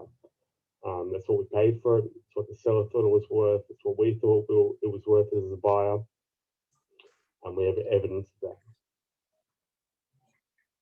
All right, the next concept, the fourth one, is the matching principles. And this is the idea is that we match expenses against the income they generate. Now, if we think of a business as a system, we can look at it like our expenses are the inputs into the business. How you know you want tea? So we spend money on things. Am I crazy? Yeah, because you made a cup of tea, I started to drink it. Into the business costs money and there are expenses. You perform a transformation and then we generate outputs which are later sold and later our income. One system. We're going to get an accurate measure of profit, which is simply income minus expenses. Then we need to these inputs to match up against each other to get a profit. Hello. I'll get on mute. Okay.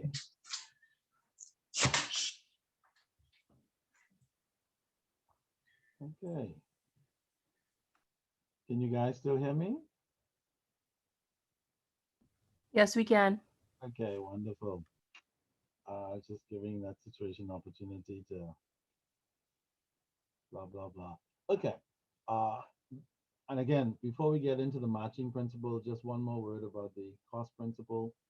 Notice reference is made to the purchase of a building at $100,000. That's agreed amount. It doesn't matter if the building is worth, in somebody's opinion, $1 million.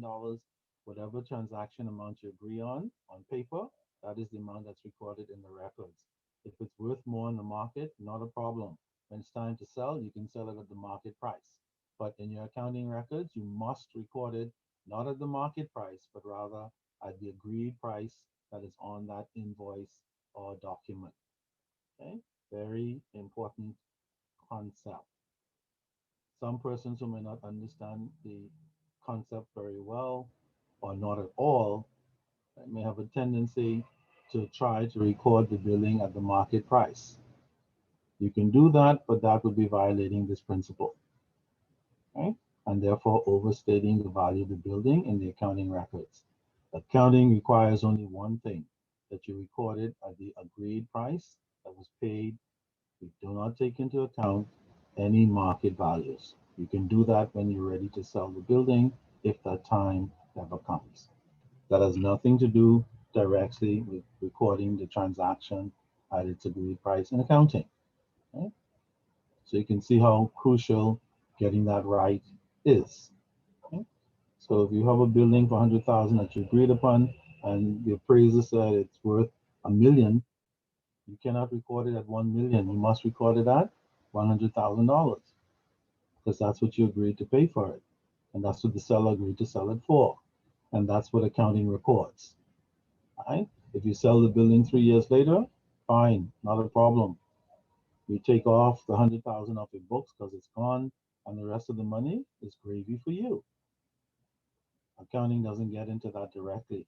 We call the extra money something, and you get into that later. That's not important now. The important thing is, for recording purposes, you only record at the agreed invoice price that is actually paid. And that's the greatest bend of the matching principle. We do get a good measure of profit, which is just simply income minus expenses. For example, if we have cost of goods sold and inventory, so if we're selling widgets for $200 at our corner store, but the widgets costs $150 to stock. So we pay our supplier $150, we put them on our shelves, and then we sell them for $200. We want that $150 of the inventory to be recognized as an expense, which is cost of goods sold, at the same time that we sell the widgets for $200. So there should be $200 for income, $150 for cost of goods sold, which is our expense, and those two should occur at the same time. And that's an example of the matching principle. And by having those two amounts at the same time, we get an accurate reflection of profit of selling those widgets. Okay, the fifth concept, which is the profit recognition principle. And this is the idea that we only recognize profit or revenue, which is profit is just revenue minus expenses or income minus expenses. So we only recognize profit or revenue when it is earned and it can be reliably measured. And we earn our income and we earn our revenue when we sell the good or carry out the service. And this is not when the cash is received. So there are two main points. Cash has nothing to do with when we recognize revenue and income. Part of accrual accounting, which is something that you'll learn about or we'll cover in another lecture or lesson, is that accrual accounting states that you never recognize revenue or income when cash is received or they're independent of each other. You recognize revenue when you earn the revenue. Now, folks, let me just say again, because this profit or revenue recognition is so crucial. A lot of people in business, especially those who've not done even a first level accounting class, but they feel like they're accountants because they collect money and put it in the bank. They don't understand. The world of accounting is very different from selling your product, collecting money, and putting it in a bank. Lots of people continue to run into trouble with that. They don't think it's necessary for them to pay money. They could keep their money to go to Las Vegas and have fun instead of pay an accountant a few bucks to get good information and so on. But this recognition, profit recognition principle is something you must understand because it works this way. Sales and revenue are not recognized until there's a selling transaction, not necessarily when somebody gives you the cash. Sometimes new students get a little stuck on that, like, really, why? Why does it work that way? The why will come eventually, but under accrual accounting, it works like this. If you sell 5 pairs of shoes from your shoe store for $500 and the customer says, I'll pay you next week, you have to record that transaction as occurring today. Doesn't matter that you didn't get the money, you still have to record it as a sale. And that is why the accounts receivable account comes about in accounting. Because if the customer does not pay you today, they'll pay you later, then you have a credit transaction. And as a result of that, we have to debit an account we call accounts receivable. That's why our student who works in accounts receivable have to be constantly calling people and checking to see if they're paid or not, how much, and when they're going to make another payment. Because a sale occurred sometime before, but the money was not collected. So in accrual accounting, we don't worry so much about when the money is collected for the recording of sales. We worry about when the transaction occurred, and that's when the entry must be made. So if the sale is made today and you don't get your money for 5 years, the sale is still today, not when you got the money. And the reason, part of the reason for that is you may never get the money because some people don't pay you back. You have to write it off. All right. So to keep things clean and consistent, whenever the sale occurs, if they pay today, fine. We collect the cash and record the transaction as occurring today. If you have a sale today and they don't pay today because you give them credit, fine. The transaction still occurred today, not when you get the money. Okay. So try to keep that distinction in mind. This is the essence of profit recognition and revenue recognition.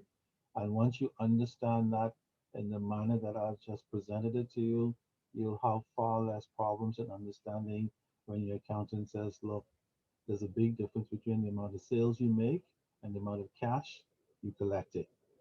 It's another big problem for businesses, small, medium, and large. Because many companies have such a generous credit arrangement, they keep giving credit until they credit themselves right out of bloody business. So they make a lot of sales, but they make it on credit because they're not collecting any money. And if people don't pay regularly, your soon will run out of money.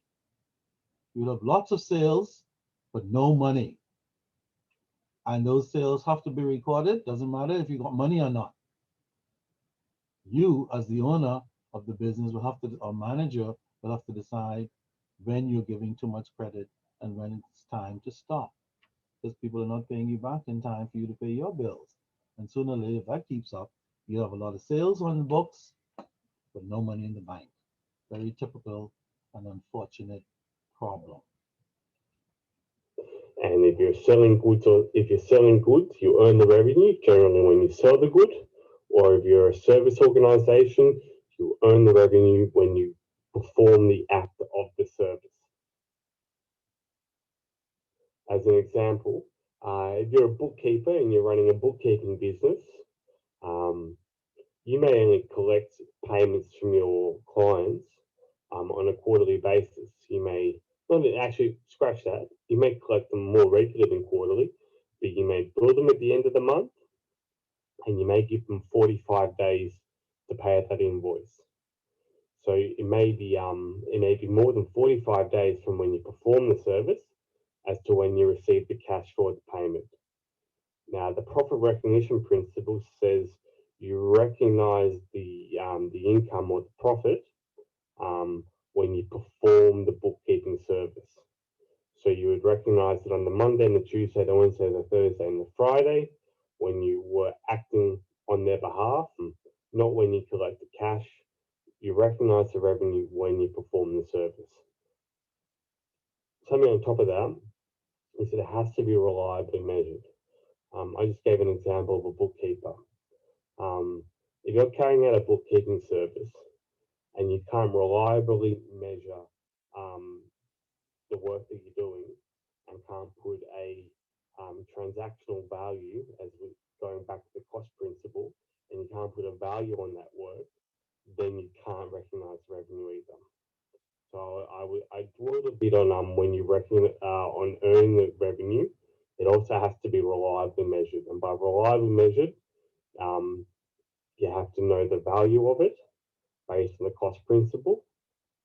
All right, the conservatism principle. This is the idea that you anticipate no profit and you anticipate all losses. There's kind of the running joke that the accountant is the negative one in the organization, or the one with the cranky mood, or the bad, or the bad, not bad attitude, but the negative one. It's based on this conservative principle. And as an accountant, you kind of have to be the cold shower for all the optimism in the organization. In other words, business people tend to be excited about what they hope will happen. They tend to get excited about what their business colleagues suggest may happen in the industry or business.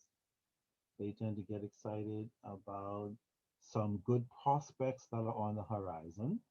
And sometimes they start making unrealistic decisions based on those issues. And then, of course, when they get to their accountant or their financial advisor, preferably an accountant, and the accountant says, uh, maybe, but these are not all necessarily realistic, Mr. Jones. Some of these things may not materialize. We need to be careful how we spend in anticipation of all this exciting stuff that you think will happen, that you're so certain about. Why don't we just wait and see what happens before we move forward? And then Mr. Jones is not thrilled about that because he wants his accountant to be as excited as he or she is. Unfortunately, under the conservative principle, the accountant is required to be conservative, not so as enthusiastic about things that have not yet happened. Yet. That's what we mean by anticipate no profit. We don't make our decisions as accountants based on what we believe, what somebody says, and what the market might do. Accountants simply wait until something actually happens. For sure, that there is actually a transaction. Accountants do not believe that because you're engaged, you will definitely get married. We know that that might happen, but we also know that doesn't always happen. And that's how accountants operate under the conservative principle. We'll get excited when we see the invoice. That's what excites accountants, that it has already happened. There's something to record. We don't want to spend too much time as accountants speculating on what might happen, even though there's nothing wrong with that kind of thing. Okay? So hopefully that helps you to understand this conservative approach a little better. Accountants do not anticipate any profits or revenue. They wait until they occur. But they do anticipate that whether or not there are any revenue transactions, that losses and expenses are likely to occur. Okay? That's how the conservative approach works. We don't get excited about profits that are and revenues that are not made yet, but we do concern ourselves about losses that could potentially affect the business. Something that owners and entrepreneurs and business people oftentimes do not contemplate until they finally start drowning or beginning to see the numbers in black and white. Okay? So that's the conservative approach. If everyone's too optimistic, it's too easy for optimistic valuations, optimistic income recognition, and other inaccurate data to bleed its way into the financial reports and the financial data. So you have to be very conservative in and remove the optimism in the way you record your information and the way you measure your results. If you anticipate no profit and anticipate all losses, keep that at heart, that's the sort of attitude you have to take. So you wait, you have to be 100% certain that you've earned a profit before you record it. And if you think you're likely to experience a loss, then recognize it early. As an example, you could be an accountant. The sales manager might come over to you and say, "Oh, listen, we've got a big contract with company XYZ. We really think that they're gonna sign the contract and buy and sign a big deal with us, and we're gonna recognize a bunch of revenue very, very, very soon. It's almost a dead certainty that we're gonna sign this contract with company XYZ." As an accountant, you shouldn't recognize that revenue at that stage. It's not good enough. The sales manager simply says, "Yeah, it's looking good." He's been saying all the right things so far. You would have to wait for company XYZ to sign the contract, to officially sign up and make sure it's 100% certain. Not 95% certain, not 97% certain, but it has to be 100% certain before you recognize revenue. About anticipating all losses, you may work in a mining organization, a particular deposit in a region. You've been searching for a particular diamonds or something. I don't know, you've been mining for diamonds, and so far no diamonds have shown up in the mine. Now everyone in the organisation was saying, no, we're sure there are diamonds in the mine. We're sure there are diamonds in the mine. Nothing's shown up so far, but we're feeling pretty good. As the accountant, it's up to you to be conservative and say, listen, I you know, and recognise the losses on that mine that hasn't borne fruit. Anticipate no profit, anticipate all losses. That's the key phrase. Now, let me just remind you, some of you may have heard about the BCP project where they were drilling for oil in the Bahamas recently. And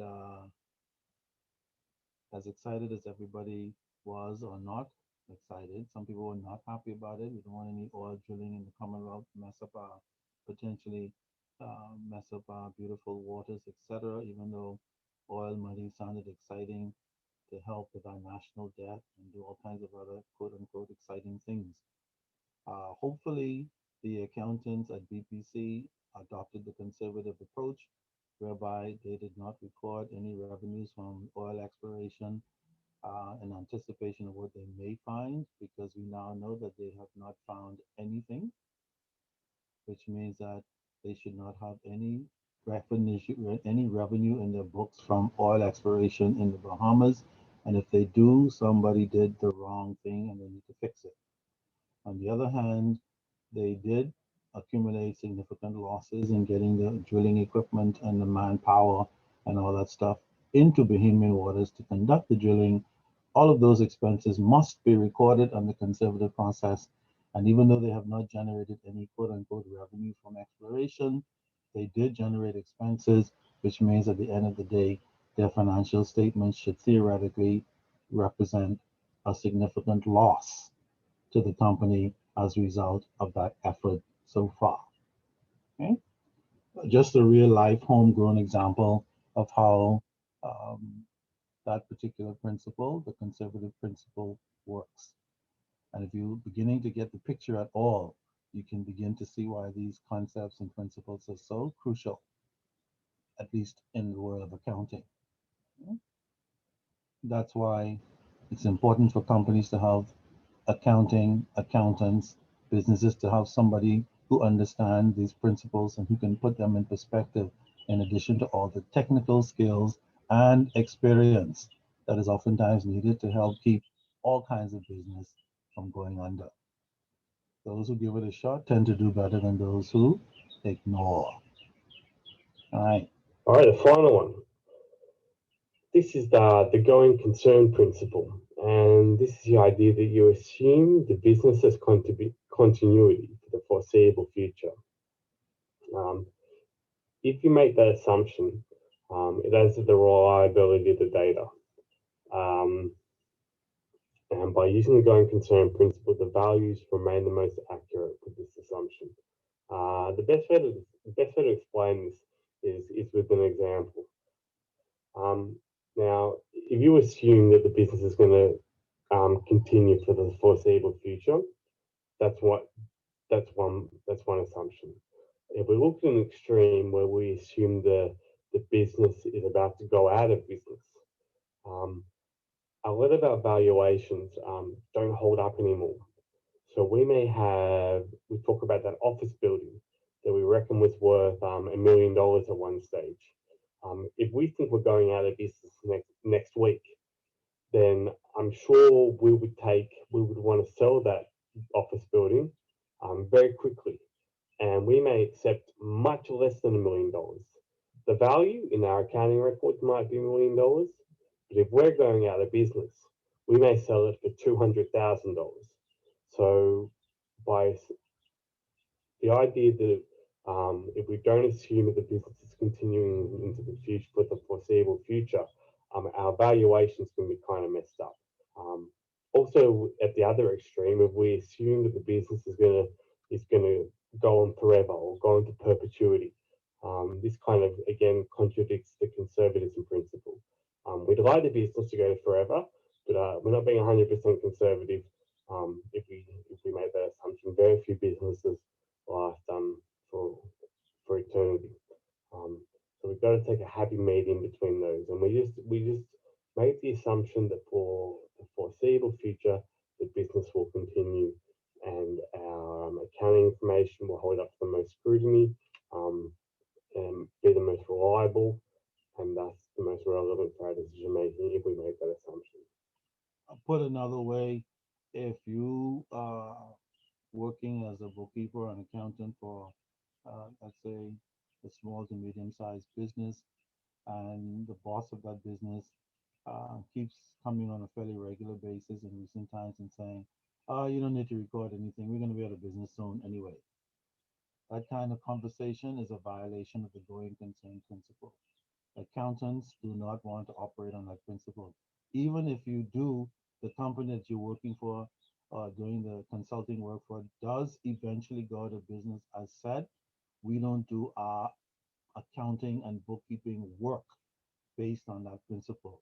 We continue to work as if the business will continue on indefinitely. Okay? Not in perpetuity, that means forever, but indefinitely, like on and on, for as long as we can keep the business going. All right, and that's the principle that accountants work on, even if you're going to close in 3 months. Okay? We do what we do until the very bloody end, bearing this principle of the going concern in mind. Okay? So it's a good thing for bookkeepers and accountants to know, so that if you work for a company and they start talking about they're going under and they're going to be closing in 6 months and all this kind of stuff, you don't get sloppy in your work and say, man, I'm not recording any bloody thing anymore since you're closing, or I'll put anything in the books, or no. Professional bookkeepers and accountants are not under this principle required to take that approach. That is not acceptable for professional bookkeepers and accountants, and we should never do it. And the rule that we use for not doing it is the going concern principle. Okay? And that's 7. All right, so there you go. I don't know, does anybody have any questions? Anything they'd like to say about all that stuff at this point, or you just want to let that simmer and digest until we meet again next week?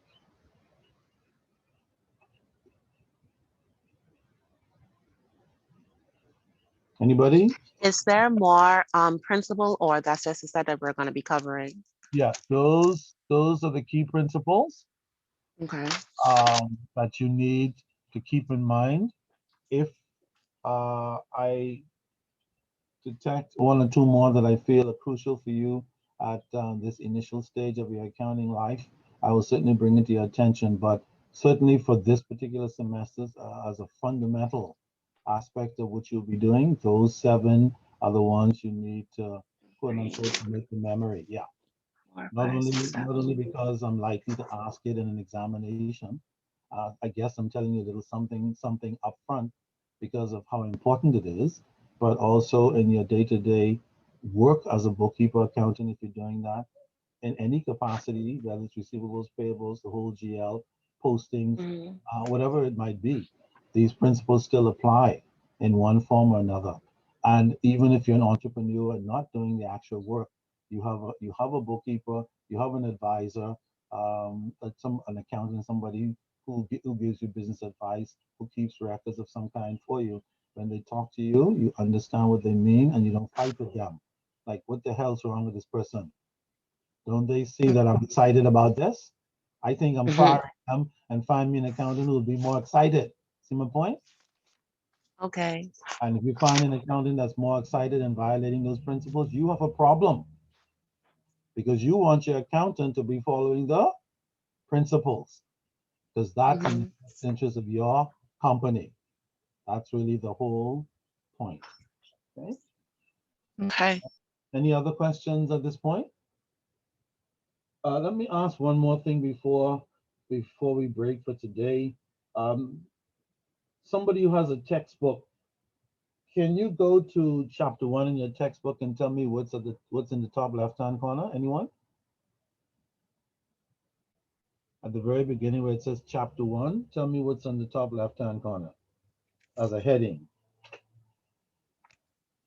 1 second.